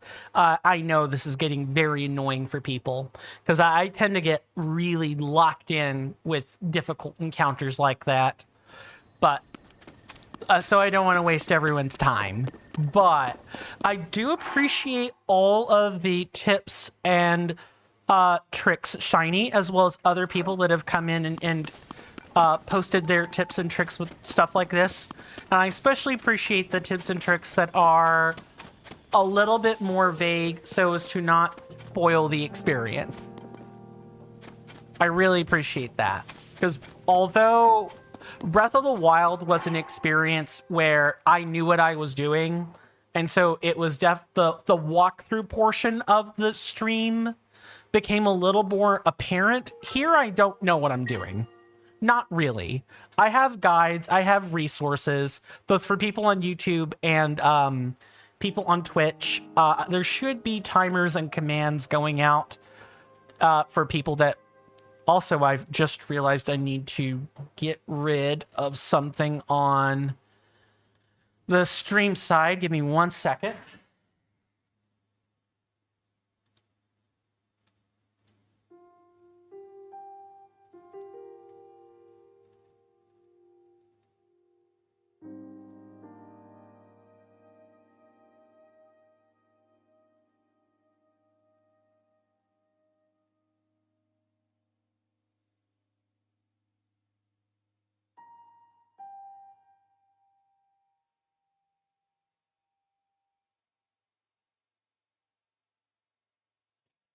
Okay, that should be fixed.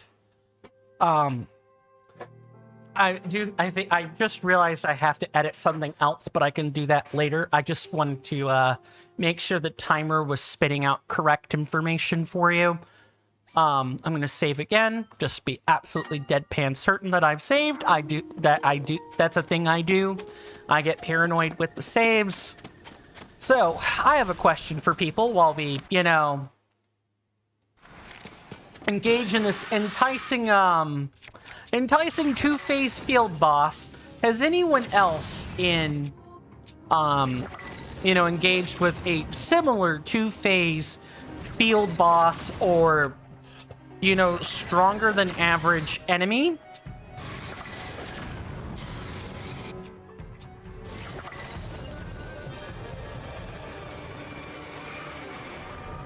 For me, the stuff like this is kind of part and parcel with,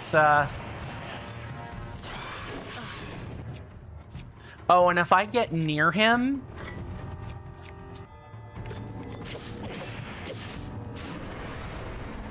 Okay, so he...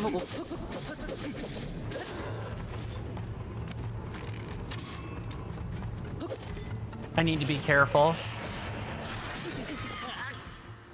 I parried a little too early there. I definitely should not be parrying if I don't know what I'm doing. I should be dodging. Okay. And the other issue is getting to phase 2. Like, I think 5 bomb arrows will reliably get me to phase 2. But once I'm there, I'm not used to the... I'm definitely not used to the timing on swings yet. Tears of the Kingdom feels like a faster game than it really is sometimes. But back to my question. Have you guys fought any similar things in other games? Not necessarily this style of enemy, just... something where it is definitely very much a difficult overworld thing. I think that's all of them. Okay, you should be rising up out of the clouds there. I should not be doing anything.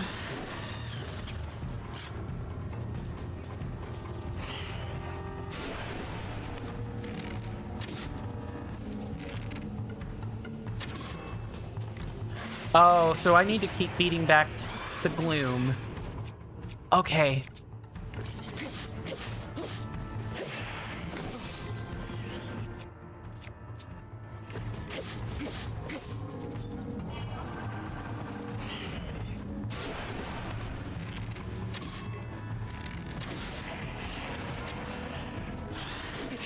That's fast.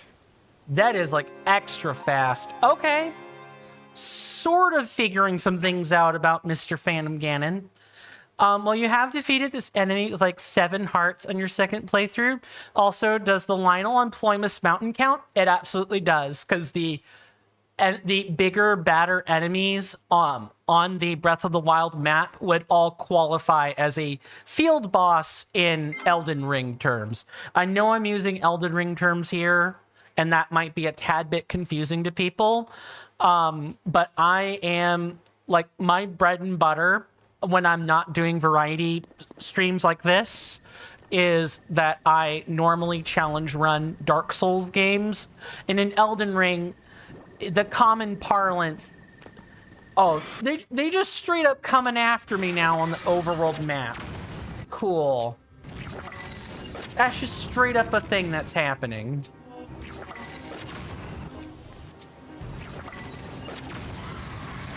Cool, cool, cool. Definitely cool. Okay, that should take care of them. I'm gonna make sure I've actually, like, finished replying to things. But yeah, the general parlance is stuff like this often gets called a field boss, where it's like, it's in the overworld, you can fight or flee from it. Some field bosses you can't. But a common example in Elden Ring would be the Knight's Cavalry. It's a boss that only shows up at night. You can either fight it, or you can flee like halfway across the map. Like, as long as you're capable of dodging, you can eventually outrun and or reset the boss, if you so choose. But to finish answering that question, I believe I've beaten that one instead of sneaking around. And then NK says, hint to make the Phantom Ganon fights easier. Obtain the blue blade that bathes in the hair of the dragon that comes to the Great Sky Island. So essentially, don't do this right now, is what I'm understanding about that.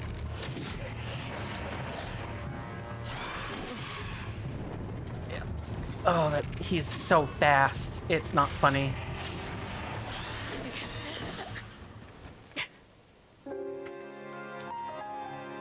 I think I'm going to stop trying for this. We're gonna not do that anymore. Too much effort spent on something that I'm not even sure what I get out of it yet. So instead what we're going to do is I am going to put a mark around this so I know to come back. And for now, let's just get out of here. Or find other things to do, hopefully. Oh, see, I thought this was going to be a chasm. Or like an entrance to a chasm or a cave or something. Guess not. What do we have in here? I also appreciate the vagueness with those hints as well, Mr. NK. Much appreciated. Okay, let's we need more health, we need more stamina, we need better weapons. I think that'll make things a lot easier. Still, that Phantom Ganon enemy is like the stuff of nightmares. I wouldn't be surprised if folks ended up waking up to that in dreams. Like, as someone who doesn't have, like, dreams very often, I do have nightmares a lot, which is part of why I feel so much better if I'm not dreaming about anything. Because usually it's spiders or it's... Sorry to anyone who's an arachnophobe. Do you want me to clarify what you're talking about in the hint? No. That what you said is sufficient. I will definitely be doing that much later. We've got a long time and many episodes before I need to like have more succinct hints, let's say. Hey there, Akaza on YouTube. Welcome on in. Good to see you. Hopefully you're doing well in health and in spirit. Hope you enjoy your stay. You've come in just in time. We have found another shrine. We are starting like off really well on cleaning up the regions that we've discovered so far in Tears of the Kingdom. If and you don't mind my asking, what is your level of familiarity with Tears of the Kingdom? I've had people come in today that have basically said they've beaten the game a number of times over, and I have had 1 or 2 people that have come in previous streams, and the game is as new for them as it was for me. I'm always curious where my audience sits when it comes to games like this. Backtrack? This tells me we're probably using recall here. Because if I try ascend, I don't think that's working. Or is it? What? Yeah, we're gonna be mixing powers now. Is what I'm getting at. Back up, and then... No, I don't need to do that. Back through here, please.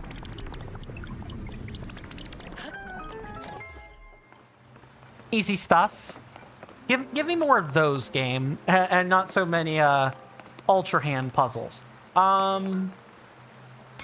I see what it wants me to do.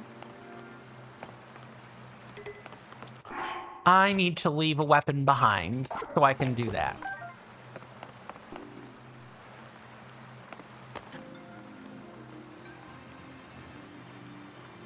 Let me ask a question for those that have played Tears of the Kingdom, like in either its entirety or a significant portion of the way through.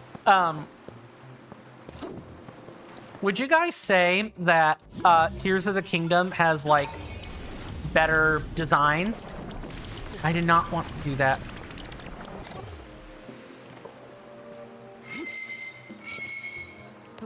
Actually, that's pointless. Just wait. It's not gonna work.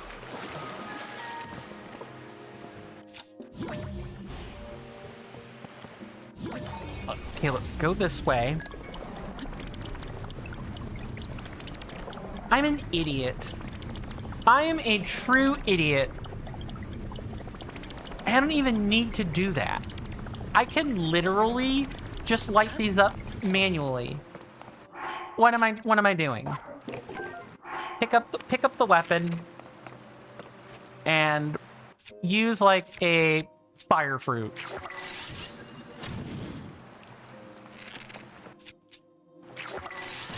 That's way easier. I was engaging with the game's puzzle for nothing. Akaza says that they've never beaten Tears of the Kingdom. I'm taking the slow route and trying to 100% complete the game. Do you ever plan to complete the game 100% on this run or any future run? Good question, Akaza. Good question. I'm glad you asked that. I do... That is a common shtick on my channel. I 100% games as much as I reasonably can. A week and a half ago, when we beat Breath of the Wild, I got 99.42% of the way through the game. I'm gonna call that 100% for my personal sanity, but my goal is to 100% these. I will also go ahead and demonstrate a command here.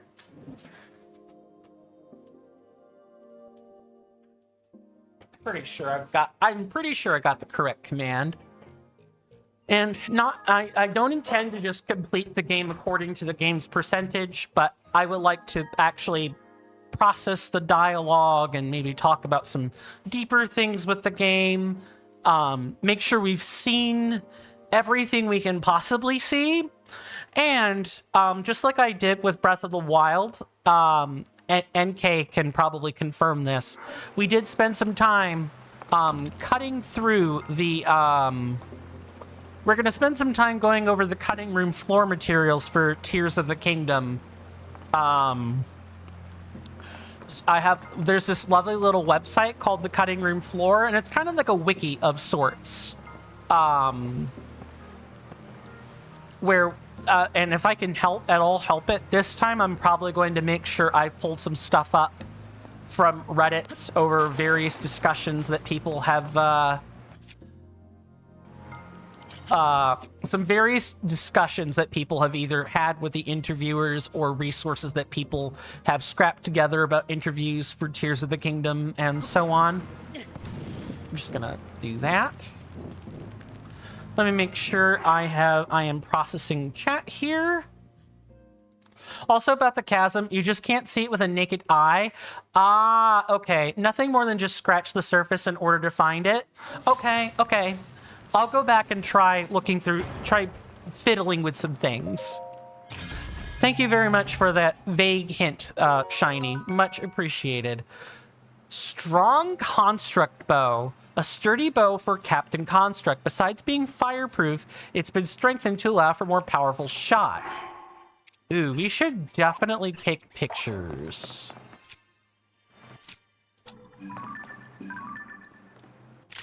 Snap.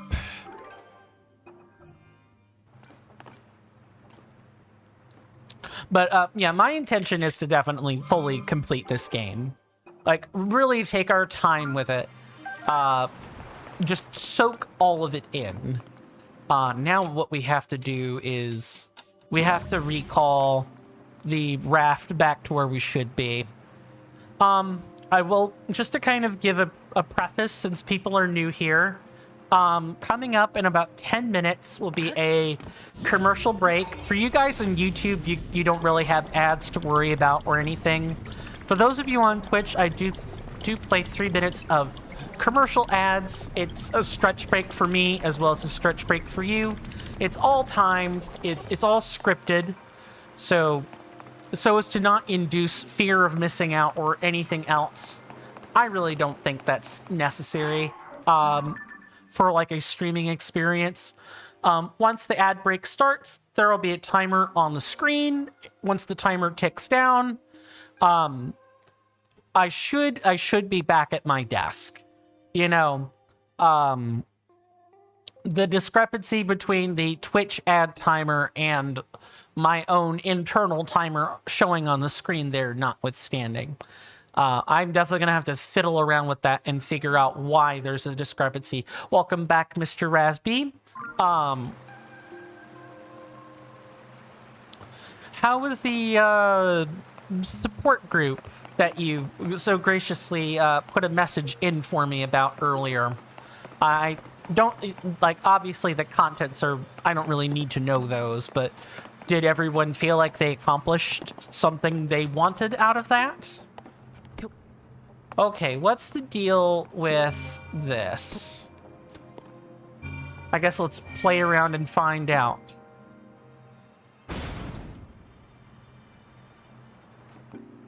Okay. But now, what about this one? I have a fear of missing out, because what if we have a nice talk that gets stopped by the ad break, Kappa? That's the Twitch experience for you.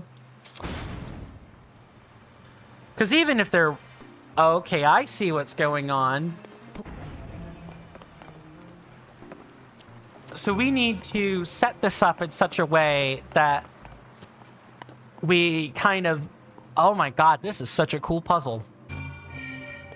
So we need to set this up in such a way that rewind will effectively cover all the time that the gates are open. Okay, then like this.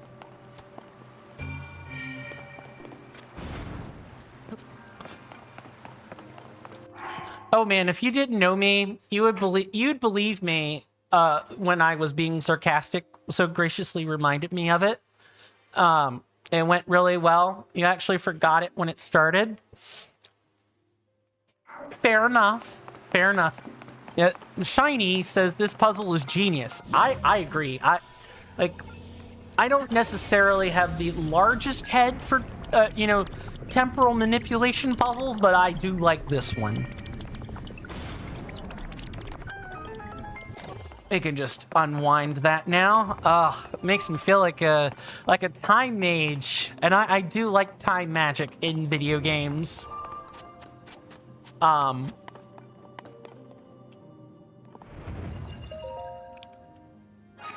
mean, I'd like to think I'm a courteous person. But I suppose distrust is the normal. Oh my goodness. We've seen this already. We could skip. Nice thing about me doing all of that chilling early on in the first 2 hours is that nobody has to hear that stuff later. Nobody has to hear it for the remainder of the stream, which is nice. Because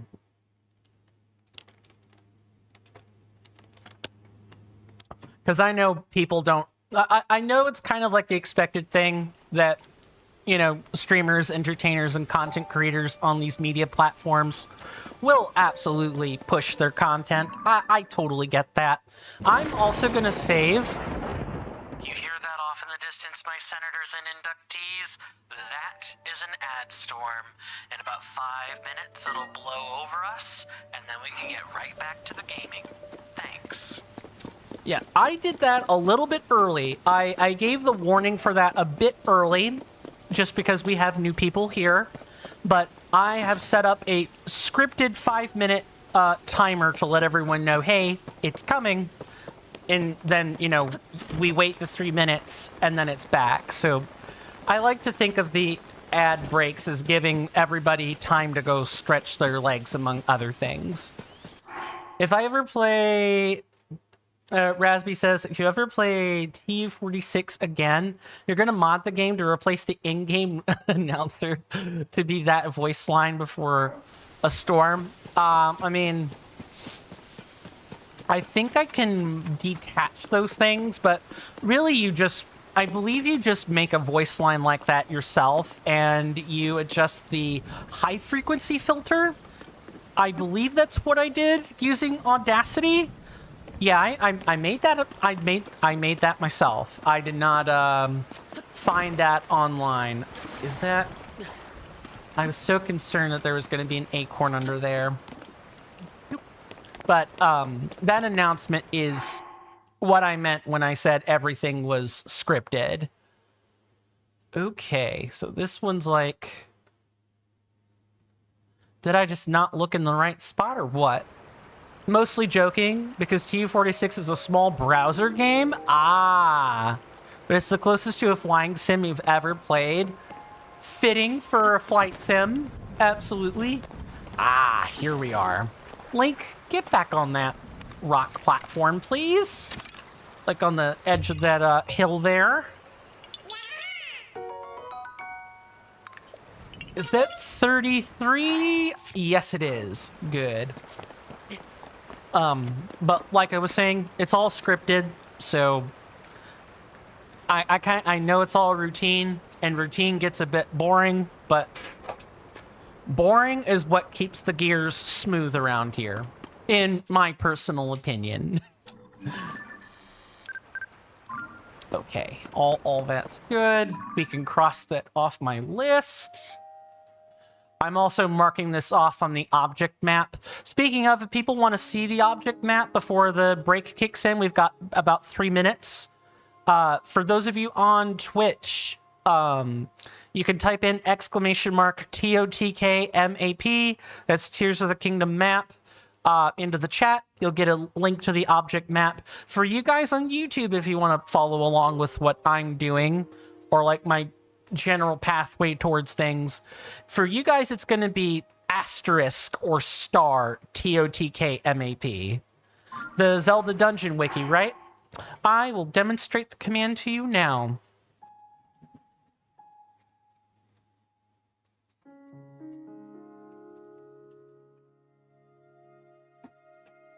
I have some other ones as well. Yeah, I'm not following a wiki, but I am looking at the object map. So, and the way I've got the object map set up is I have it sorted by map tower region, and that's pretty much where I'm focusing on for Koroks seed collections. The shrines are visible, so I don't really need the map for the shrines.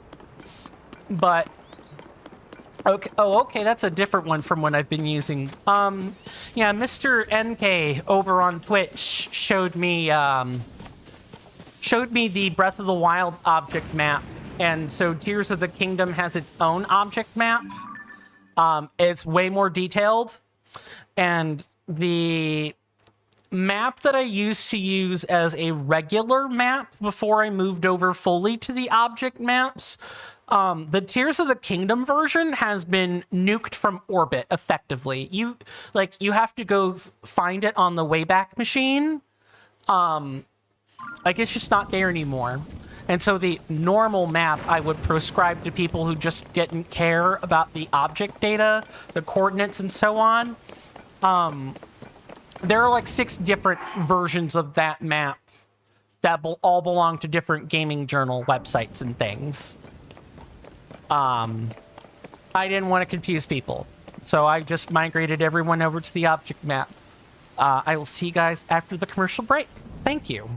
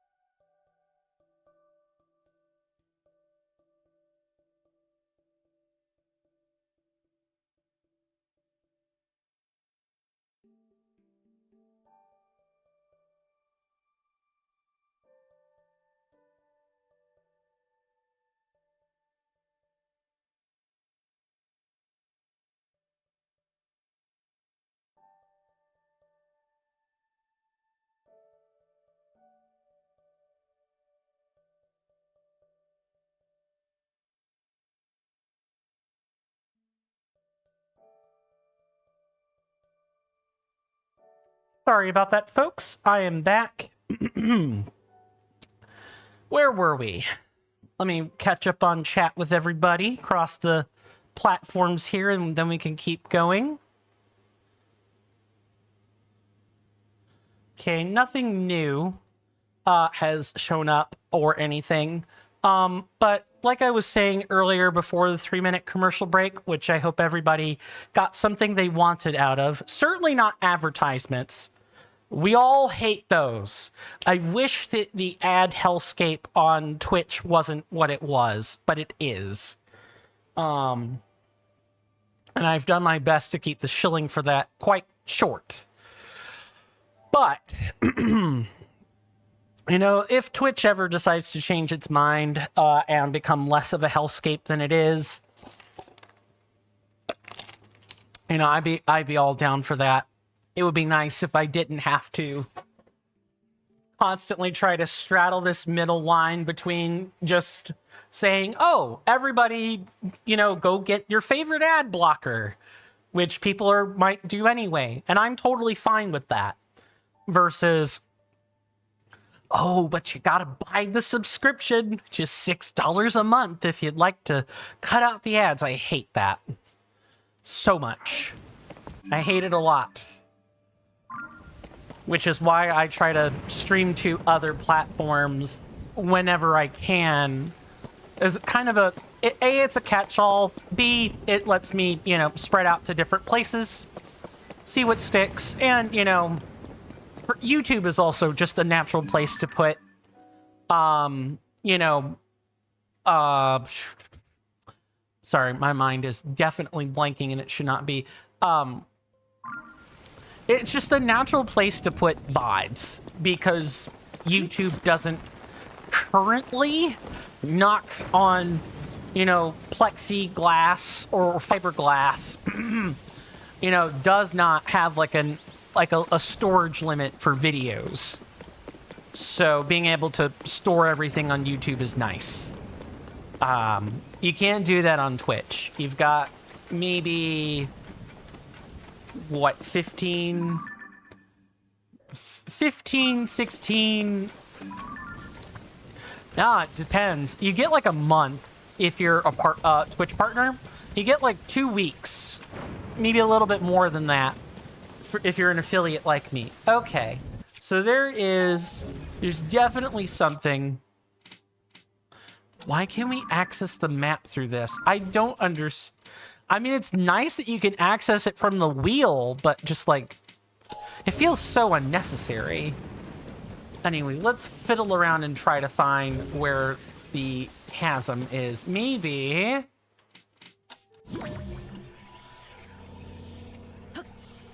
No, that's not really it. It's like around here somewhere.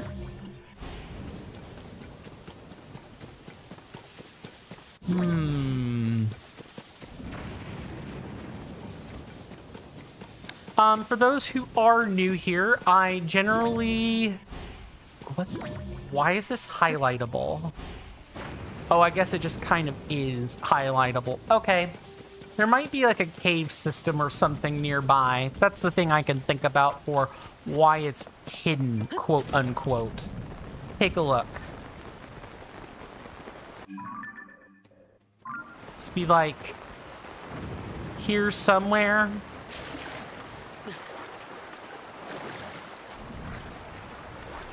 Ooh, yeah, this is gonna be... I shouldn't have done that. Yeah, let's drown it up.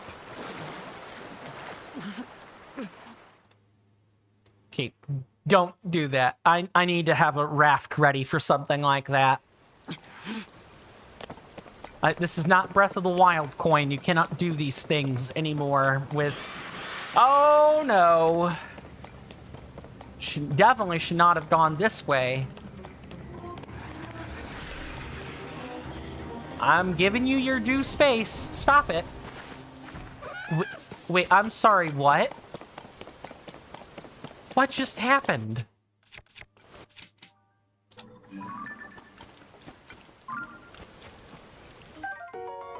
Dark Clump. What is this guy, the Wicked Witch of the West? Did he literally melt in water?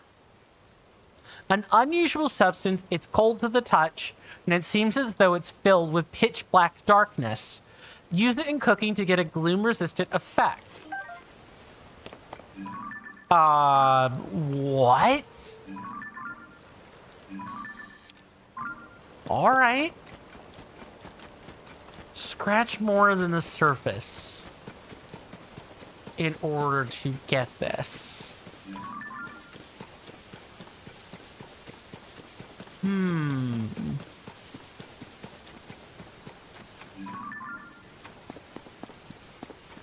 So it's like here. And I can tell it's here. Well, actually, no, I can't. Hold on. Nope, wrong power. Can't grab that. It says the hole is like here. It's like it's in this archway of like trees. Maybe I need to cut some trees down is what has to happen. Or it could be it's like this. No, this is just wood. Yeah, that's just wood. That doesn't mean anything. Okay, I'm gonna fiddle around with some trees for a second. Let me make sure I'm in the right, like, position. It's definitely... No, I should be heading south. It's like this spot right here. Let me read chat here. I will say at one point you were close. You at least got an idea on where it would be. This spot.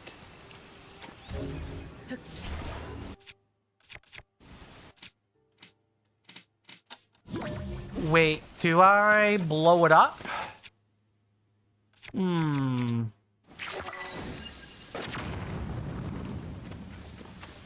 No, that doesn't really feel like that's it either. Alright, yeah, let me fiddle around with trees.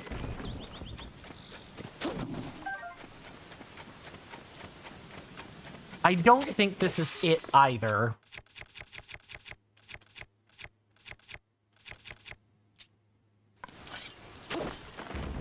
Oh, and I guess also while I'm right here, I want to test something. Ah, so the sword stapled to the boomerang doesn't actually change anything. It still works like a boomerang. I guess it depends on what is fused with what. Bombable things you would say are clearly indicated. I agree. I don't think it's bombable. I think there's something else. I definitely think there's something else involved.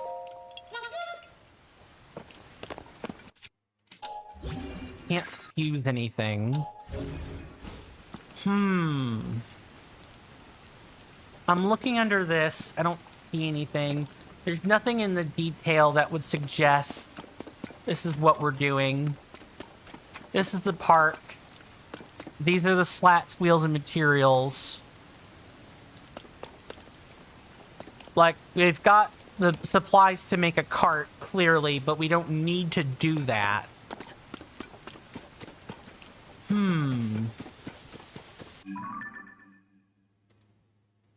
It's also a lot less clever than you would think. Really?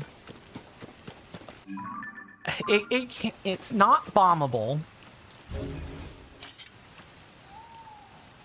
A lot less clever. That makes me feel like I need to just fall on it.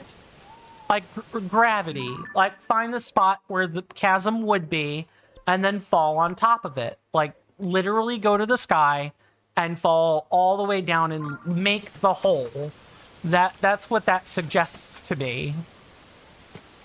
Because if I look at my map and I look at the object map where I can see where this chasm is, also of note that the chasm doesn't tell, like the object map does not actually tell me how to open this. It just says there is one. So I do have to figure it out on my own. So it's definitely this like archway of 5 trees. It is definitely right here.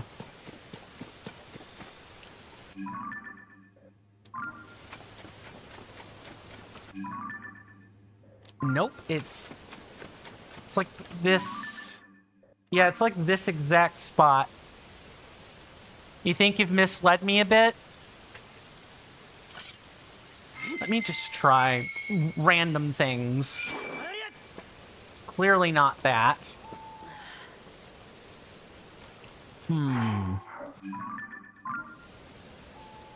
That's a pretty well hidden chasm entrance, I have to say. Because for it to be hidden in plain sight would imply that I need to, like, I don't know, like, see something I'm not supposed to. Or, like, unwind something. Like, maybe the Earth was different than it was before, and now all of us... Why can I unwind? Is that a random pebble? What's up with this?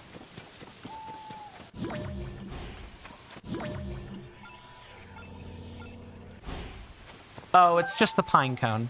One thing for sure, the chasm is here and you've deducted it. It should be somewhere below.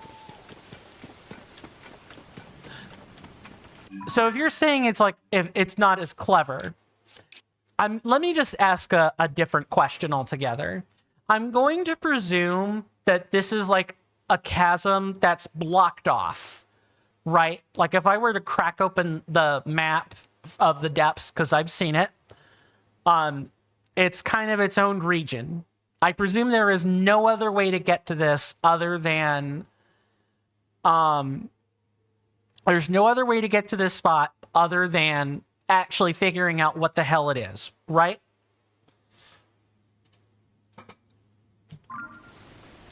Because if I can just come at it from underneath, then I'll do that and save everybody the inevitable struggle busing. That chasm does lead to an isolated area. Okay, so it's figure it out or mark it and come back later. Got it. What else? Let me figure out. Is there something among these materials that would help me? I'm just going to take a quick look and see if there's like something that says, oh, I should plant like a bloom bud here. You know what? I could just try that. Make sure I'm in the right spot. Bring out the big bulb. And like the lens of truth type thing is what I'm grasping at. Well, I tried. It's not illusory. That's for sure. But what's this, like, vague patch? Okay. Oh, no, that must be where I burned something, right? Let me try something. I don't think this does anything. I think the environment just takes on a different color when it's like this. Or, like, in the lighting.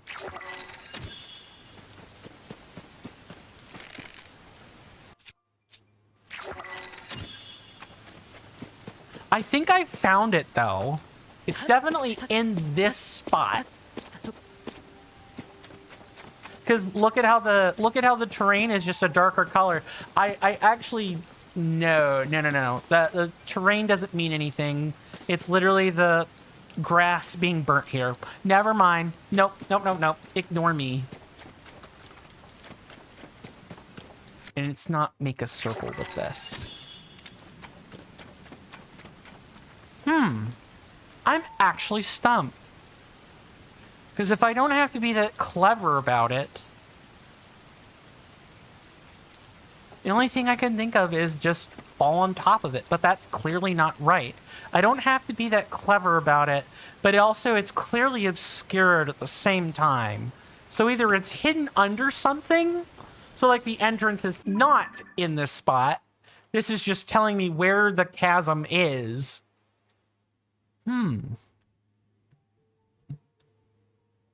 How long do I want to spend on this? I think what I'm going to do is I'm going to make a mark. I'm not going to waste any more time on this. And I'll think about what exactly I need to do here.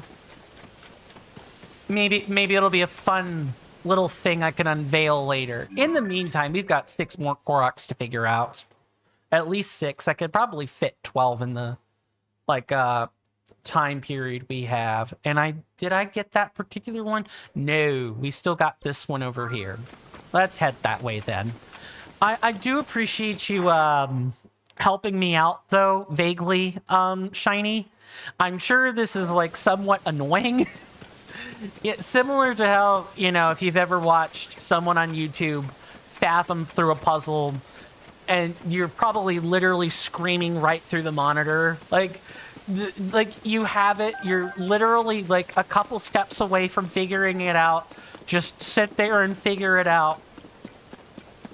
I've done it myself, so maybe I'm projecting, but I'm pretty sure a lot of us, if we've watched content before and we've watched someone play a puzzle game or something and someone's been right on the cusp of something.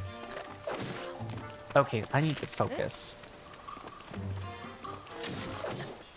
Yeah, let's not shoot. Let's do things normal. What's the deal with your appearance, ma'am? Mishi? Oh my god. Literal mushroom lady. This makes me think of Leshy from Inscription for whatever reason. Ugh, I hate monsters. They're the worst. Here's your reward. Come on, take it. What do you know? A mushroom-themed reward. A hearty mushroom omelet. Oh, that's very good. Restores your health and temporarily increases maximum hearts. The fluffy texture of this omelet is one of the great joys of this dish, as well as life. Hi. Hello there. I hope your travels are treating you well. So, I take it if you struck up a conversation with a fashion-forward type like me all the way out here, you also must be searching for pieces of Misko's treasure. Oh, you don't know?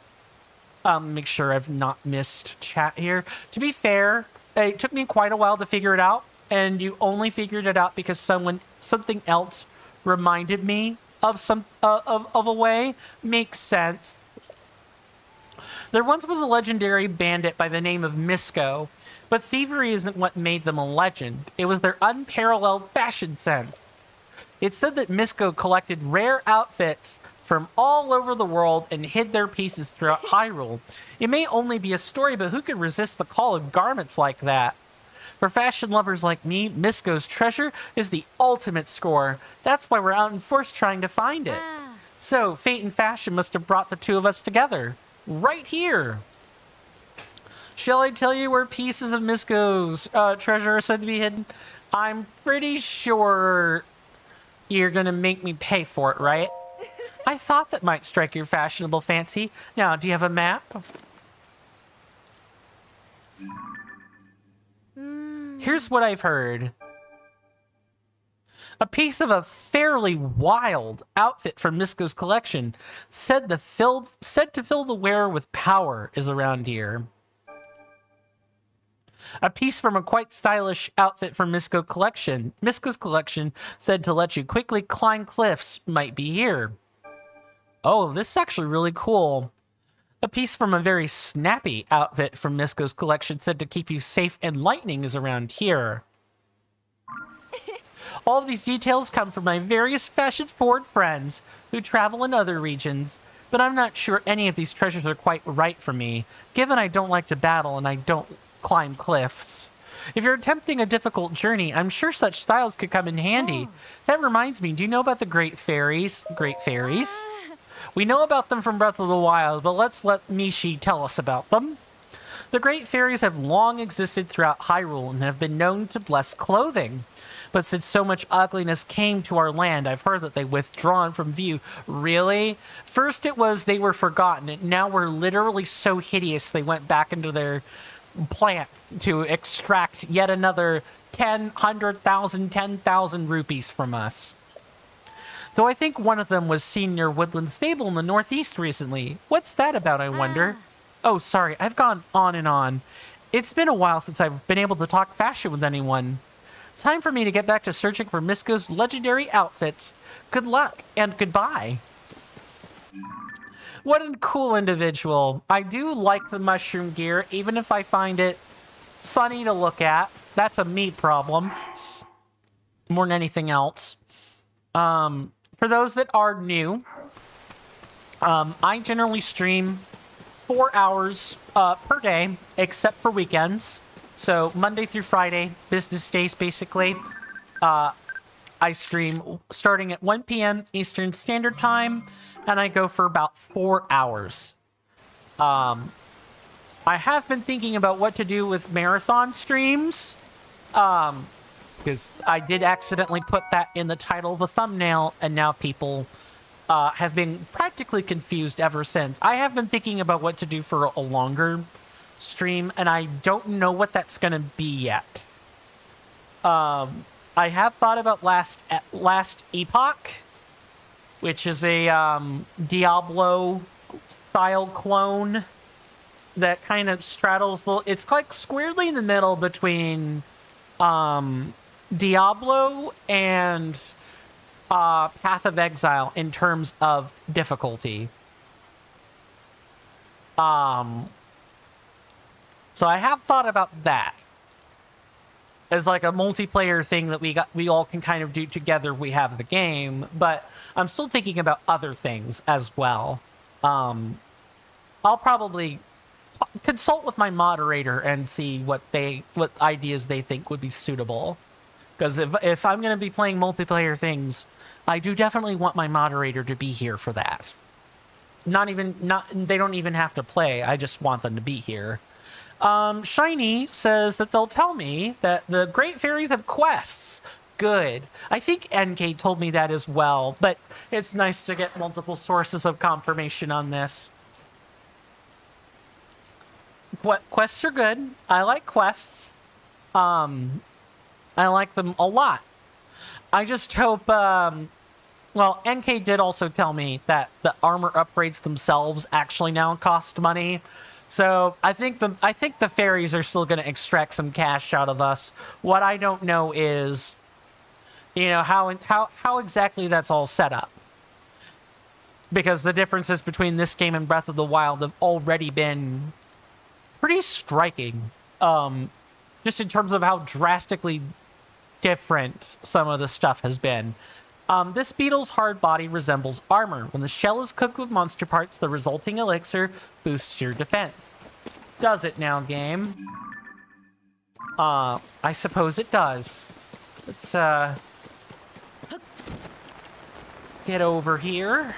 I probably should not be doing that. Yeah, that's not gonna work. I should not have done that. I'm so Breath of the Wild brained, it's not funny. I gotta stop doing that. I have to unlearn my brazenness for climbing things and swimming in things again. I didn't think I would have to. I did a pretty good job in the Sky Island not doing that. But now that I'm here, it just feels... What the heck was that? Ah, Keese. Nice to see them make an appearance. Is my photo album already full? I guess it is. Select all. I'm gonna keep these just in case. No. I don't know if I need them, but I'm gonna keep them just in case. My goodness, what else can I talk about? Okay, maybe not. Let's just not test that. Let's not go near them. Let's not pick fights that we have no business picking, and so on.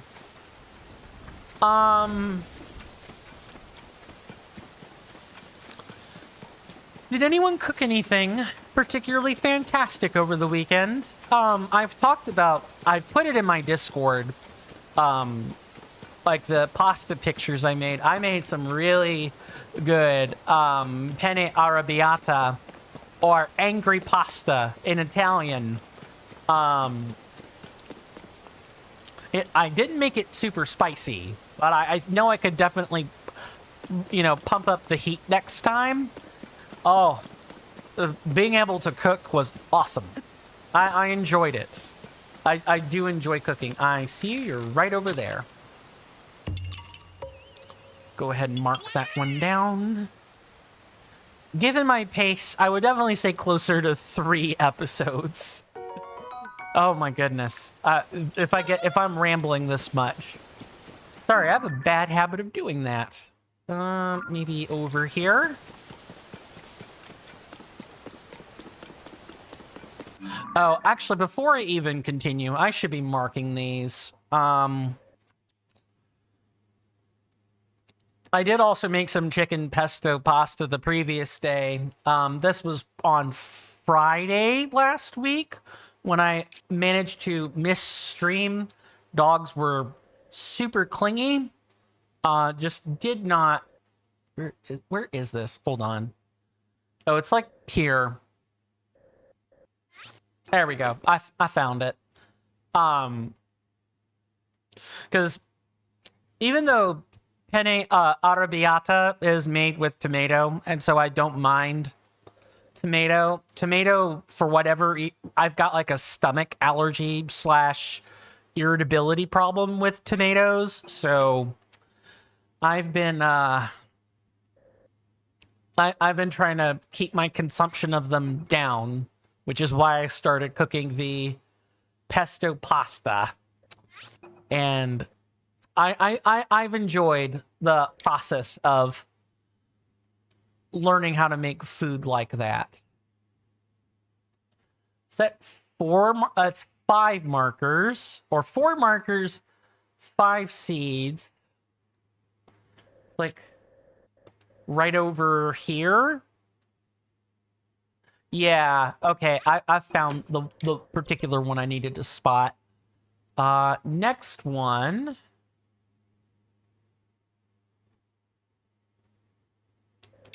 Oh, we went to the well and never checked out the caves. I'm gonna, put some marks on this so we can, definitely check those out.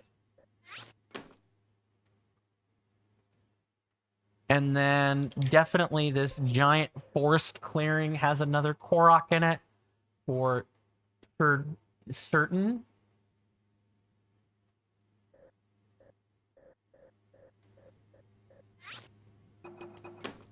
Maybe around there. Yeah, okay. I've got it pretty point on. As for you, Shiny says they did something simpler. They made pasta with chicken, spinach, dried tomatoes, and some saffron sauce. That sounds good, actually. I got to do something with the pesto in the refrigerator. For those who maybe are less in the know, did I? No, okay. I just have to, get my orientation right. Pesto, when you don't make it yourself, takes about 5 days before it goes bad. It goes bad really fast. So I gotta figure out what to do with it tonight on my own, because I'm pretty sure my folks that I live with are gonna make dinner with other stuff, because I know my dad really freaks out about pesto a lot. He is very much not a vinegar person. And pesto can be kind of this oily, vinegary thing, on average. I've also got some sun-dried tomatoes that are stored in oil that I need to do something with. So I might be whipping out the box pasta tonight. I got some elbow macaroni in the cupboard, and I'll, do it like the Baudelaire children in the series of unfortunate events. Make my own little version of... made from scratch pasta puttanesca, for those who don't know about the series of unfortunate events from Lemony Snicket. Like the OG movie, not the Netflix series. I think there's either a Netflix or an HBO series that also like mirrors a lot of the stuff that the movie with Jim Carrey in it did, but that pasta puttanesca scene is something I will never forget. And then, you know, he complained about the roast beef. Always the roast beef with that man. What's the deal with this well? So, like, can we get back up? Oh, we have ascend. We can get back up anytime. I have to remember that. And then we've got... just grab you. I think we can just, like, zip around and probably get to what we're looking for. Maybe. It would be nice if I weren't zooming around every 5 seconds and climbing on every wall I can't see. It may be a cardinal sin, Shiny says, but if you have some spare pesto, you eat it with a bunch of nachos. That's it. That's an interesting idea. People would certainly say pesto and nachos don't quite go together. Maybe you can throw it in with some like cheese or something and kind of like balance that out. But hey, if it works for you, that's the important part. I've got like a pretty good idea. I've got some stuff that I'll probably oh, hello.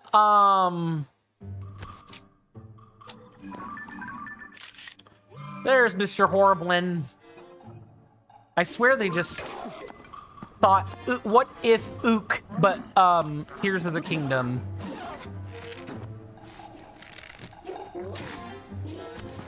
No, stop. Quit. Get into the water and drown. Thank you. Is that a pick? That is a Horriblin horn. And we'll go ahead and take the long stick. I'm pretty sure if I've got a spare Horriblin horn, I will likely, like, actually make a weapon out of that. An elongated, hammer-shaped horn with a hard, flat front. Attach it to a weapon to increase attack power, or cook it with an with a critter to make elixirs. Yeah, I'm gonna like drop dead Horriblin horn. Oh, I've only got one of these. Let me not do that. Let me use a black one instead. And swap to this. Nice. Black Horriblin sledge. Ugh. Awesome. That's like our best weapon yet. A long stick fashioned from a tree branch. Its straight shape makes it work well as a lunging weapon. It's a sledge, but it doesn't behave like one. It behaves more like the drill shafts from Breath of the Wild.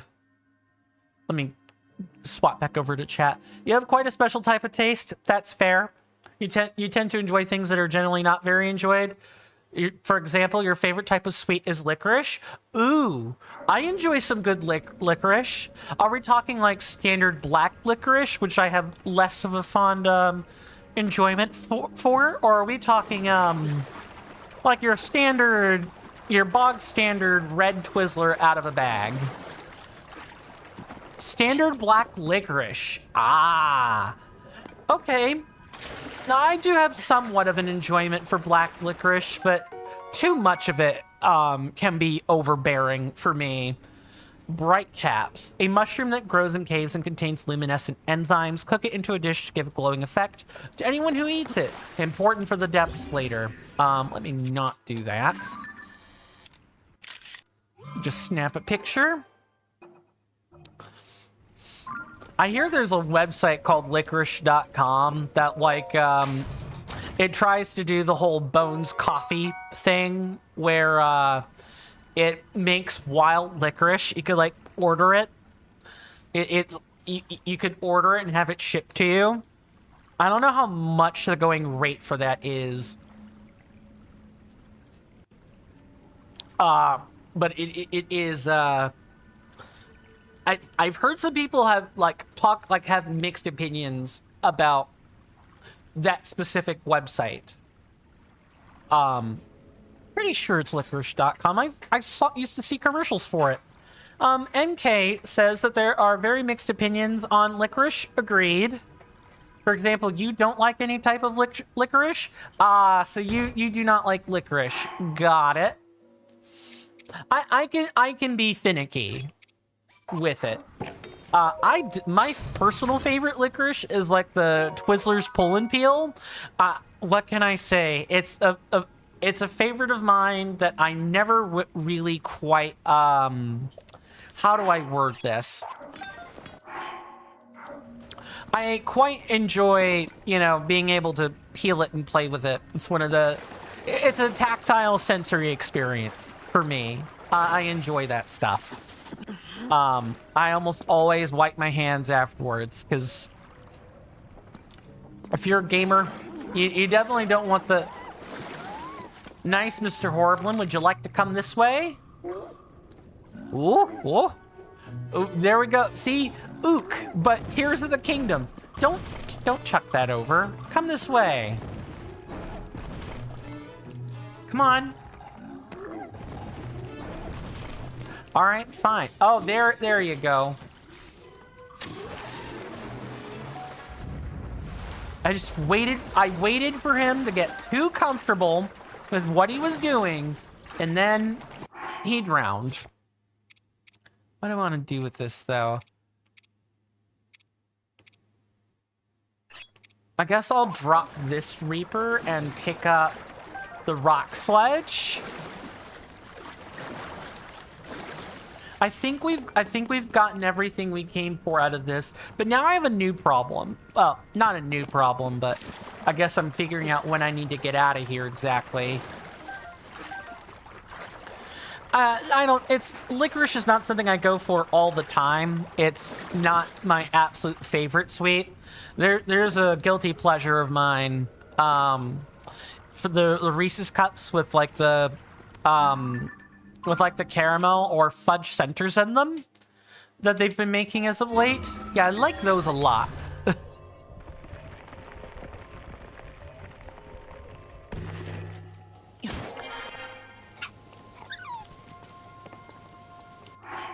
Whenever I see a setting like this, I know I have to go for it. I think those cave mushrooms are the smartest fungi, or do they just appear bright? Where is it?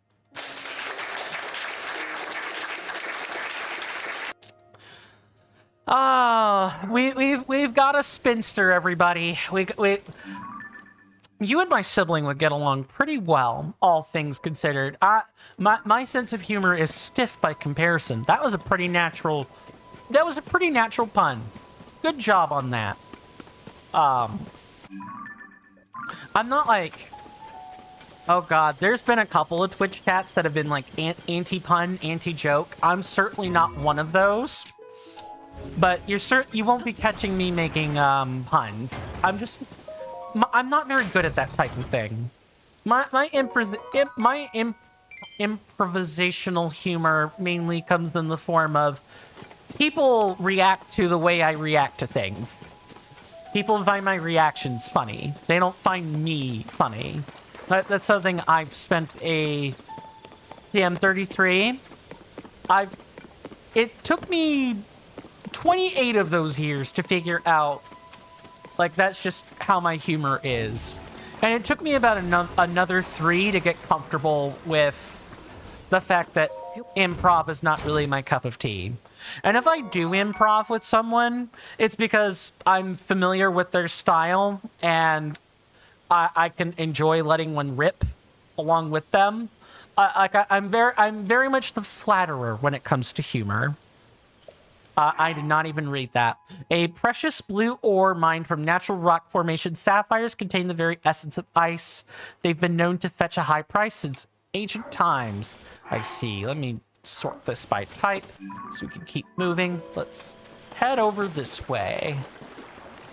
Man, I've spent the whole hour talking, almost the whole hour talking. I'm a chatterbox. I love talking. It's one of my favorite things to do. I may not be the funniest person around on the block, but I am very chatty.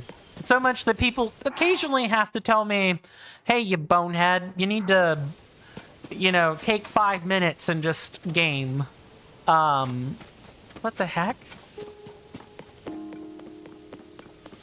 Okay, so we're here at the place where there's supposed to be a Koroks seed. Now, where do we find it? Is it, like, in here? Or on here? Right? Let me zoom into that specific part.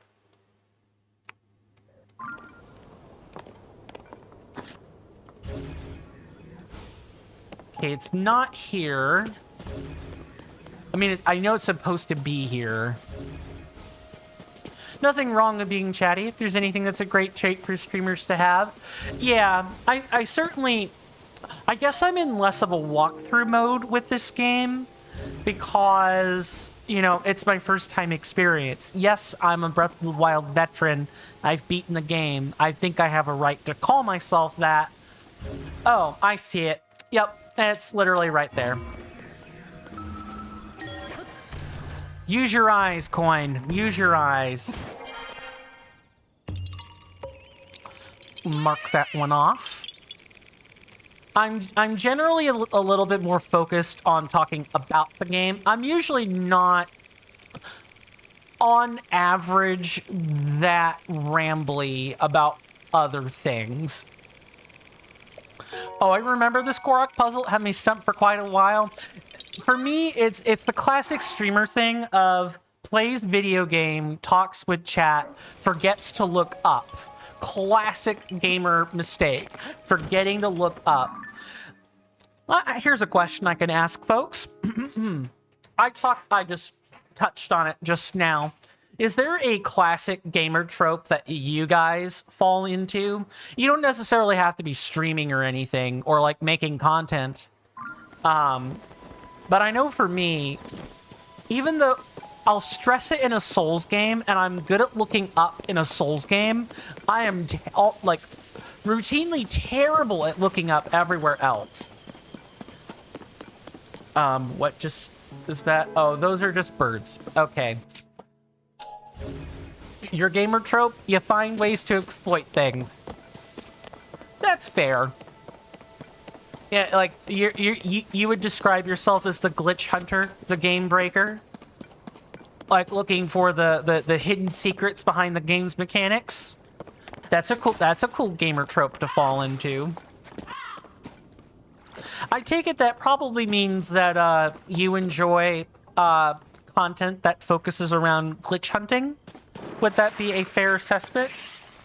Is this a picture? No, these are all choo-choos. Let me not do this. I'm willing to bet it's a rock up here, just like it was last time. Yup, called it. Not necessarily a glitch hunter. Fair. More like abusing game mechanics for your gain. Fair enough. Like, we would call those power gamers. I have a good real-life friend who's like that. He has notoriously bad luck. I play a dice game with him pretty much every 2 Saturdays. Doesn't matter whether it's Dungeons and Dragons, although that is famously where he has the worst luck at, or if it's something like Avatar: The Last Airbender tabletop game, or it's Baldur's Gate 3. This dude does occasionally stream, and when he does, I have a clip of Baldur's Gate 3 that I could probably scrounge around and find, if I wanted to. And he like, in Baldur's Gate 3, he critically failed a roll, spent his point of inspiration, critically failed again, did it one more time, and then critically failed a third time. Which is like, Let's see, that's 1 over 20 cubed, because that's how multiplicative probability works.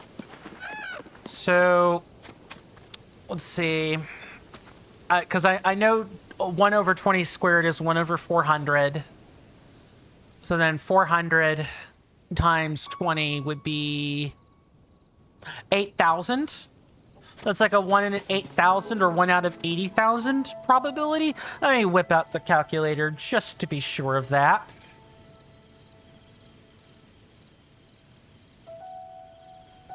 Let's see. Raise the power of 3. Yeah, it's 8,000. I had it right the first time.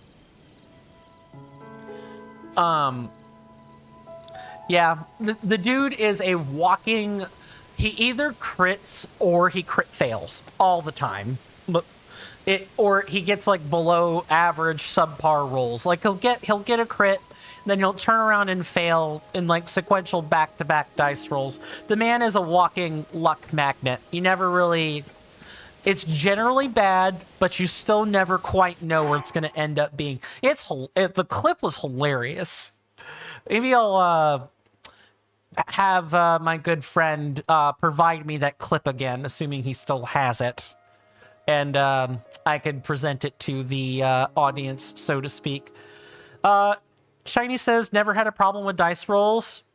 Fair, from what you can tell. You just believe in heart of the dice more. Fair enough. Yeah, I'm a former STEM major, so for me, I always think about things in terms of math. I don't really believe in...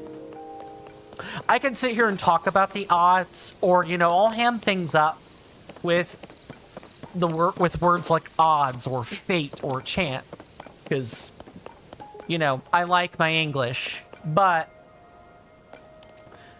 is it the same deal? Just hit this? No. Or let's try the other side. Let's just be absolutely sure we're not just doing the same things over and over again. Okay, good. That's not the case. They actually didn't keep some things the same. Good. For me, I look through things. It's just a rock. Really? You replaced the crest shooting with a rock, Nintendo? All right, then. I thought the crests were cooler, personally.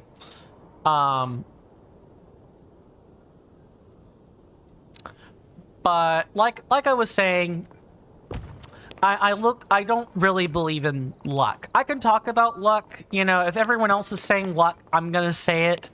But for my real life friends, they kind of know. I generally view things through the prism of math. It's not, I mean, you got chaos theory, which is, you know, random things happen and humans look for patterns in random things that don't have a pattern. That happens. That I definitely fall into that trap all the time. But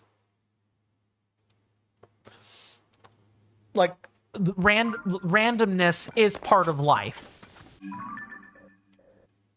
But did I miss one in the marking? I think I did. Let's put that there so I can go to it. I must have passed by and just never did anything. Yeah, I'm a math guy. Now, am I actually a math guy? Is that what my degree was? No. I'm a biology person. That's what my associate's degrees were with or for. And I would have gone on to get my bachelor's in molecular and cellular biology. But to have a rare biologist, a rare mathematically inclined biologist tell you, you need math. You need math to describe patterns in things. You cannot just...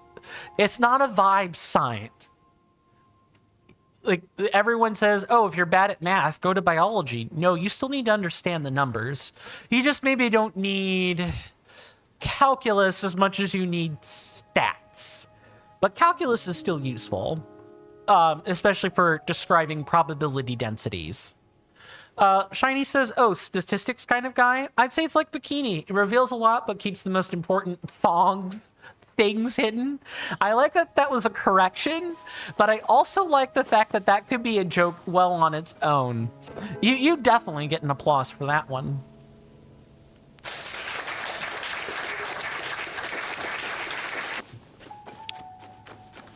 By the way, I keep asking this like every few months or so, but I do have a soundboard. Are you guys able to hear what's coming out of the soundboard? I just put up some applause. I have like an applause track. I have that pretty much on standby if I ever need to applaud somebody for something. I'm hoping that came through. I have it wired to go through the capture card, but that doesn't necessarily... This is another one of those go through the ceiling bits. No, it's not. You can hear the soundboard. Good. Good. I think if I didn't have it wired through the capture card, that might be a bit of a problem, but... Will this also... It will set it aflame. Okay. Good to know. It's nice to know certain basic properties of things still work the way you would expect them to. Really, game?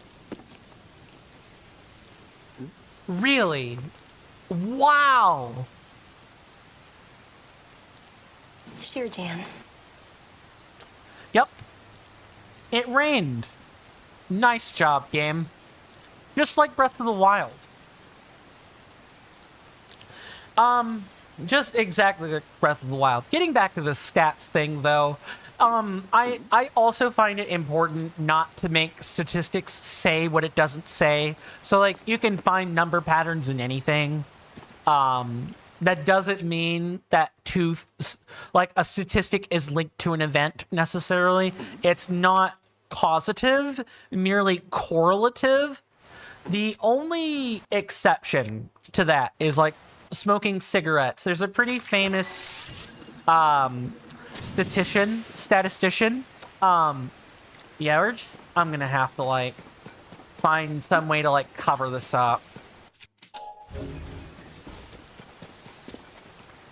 Let's see. Can I do things this way?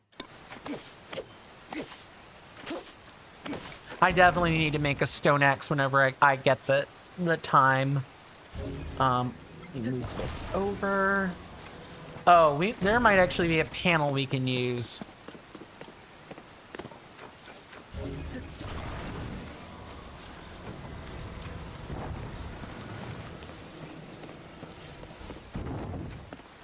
Yeah, all right. So if we just tilt it like this, we can actually just straight up use it as like a covering, and then we can light it on fire. Kind of. Maybe. Assuming we don't have issues trying to, like, get it up through here like this. Oh, this feels like the folding sofa problem. How about that one?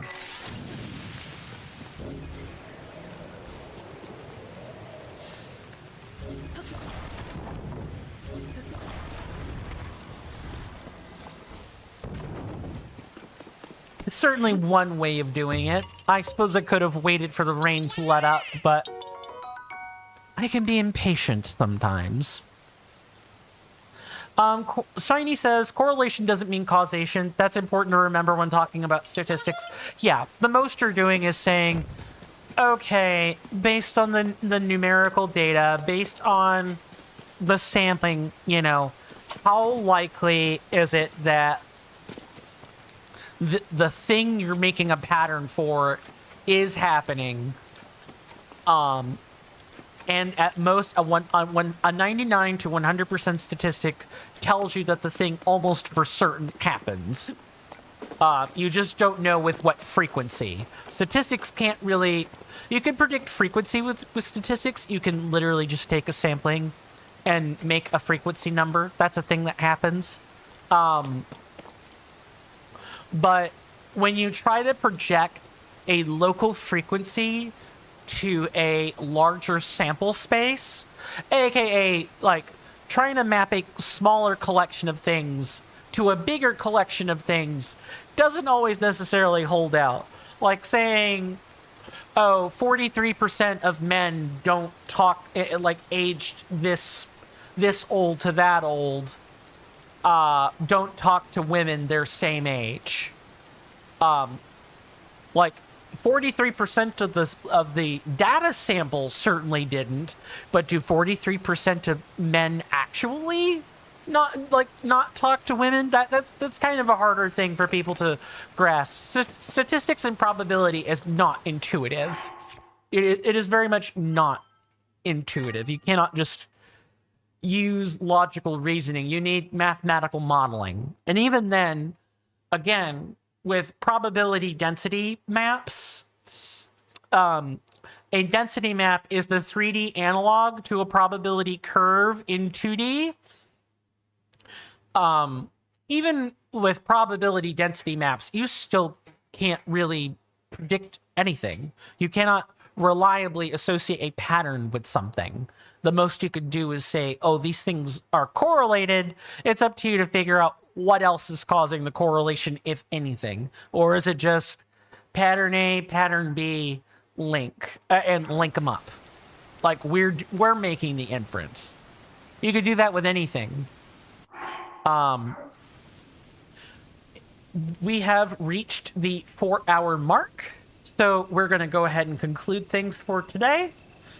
Thank you guys so much for hanging out with me. If you hadn't subscribed already on YouTube or followed on Twitch, please consider doing so, especially if you like the banter or the chatter. This helps my channel grow, especially so. I'm trying to reach 100 subscribers so that we could get to like the next, milestone. I'm still working on the 50 subscriber milestone. That's going to take a long time to like finish, but I am working on it. You guys have been awesome with all your tips, tricks, and other things that have helped me out today. I apologize for not entering the depth, which was what was depicted on today's thumbnail. But that thumbnail is going to be a storyboard thumbnail where I add a few more things on top of it and then resubmit it as the new thumbnail. So we're going to be doing some Korok gathering for a while. Let's see. Well, I'm going to give it... We've got some people in today. I'm going to go ahead and give it over to my good friend Monkey Funk 4D. For you guys on YouTube, I don't really have anything else for you. My main platform is Twitch.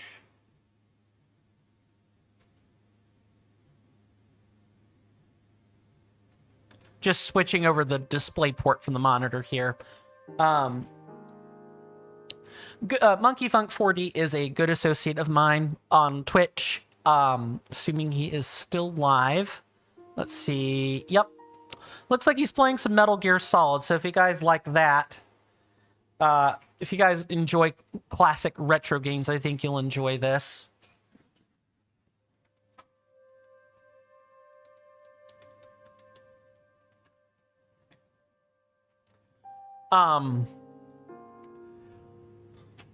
We will be back at this tomorrow, 1 p.m. Eastern Standard Time. I do expect to be missing for the July the 4th. That would be Independence Day here in the United States. I do expect to be out on a client job around that time. I will keep you guys informed, of course. I'm doing like the end of stream bookkeeping and things. I will definitely inform you of stuff like that.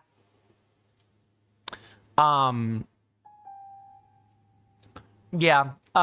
It's not necessarily set in stone yet, but I have like a 90% confidence that I'm going to be like out on a client job that day.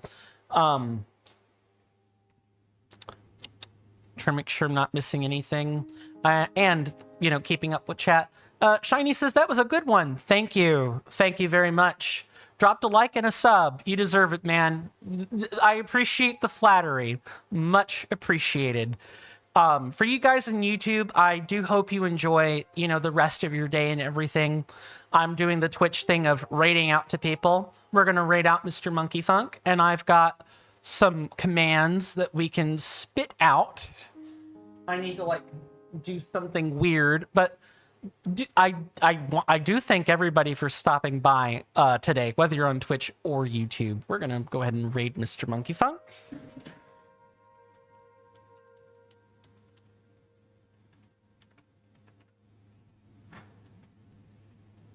I hope to see you around again, Shiny.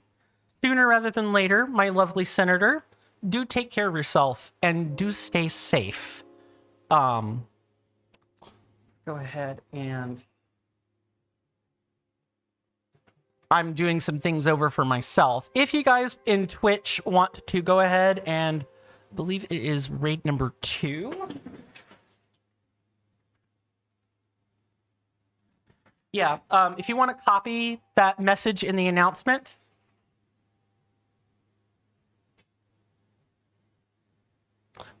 feel free. I've got a different message that I'm going to be posting for myself.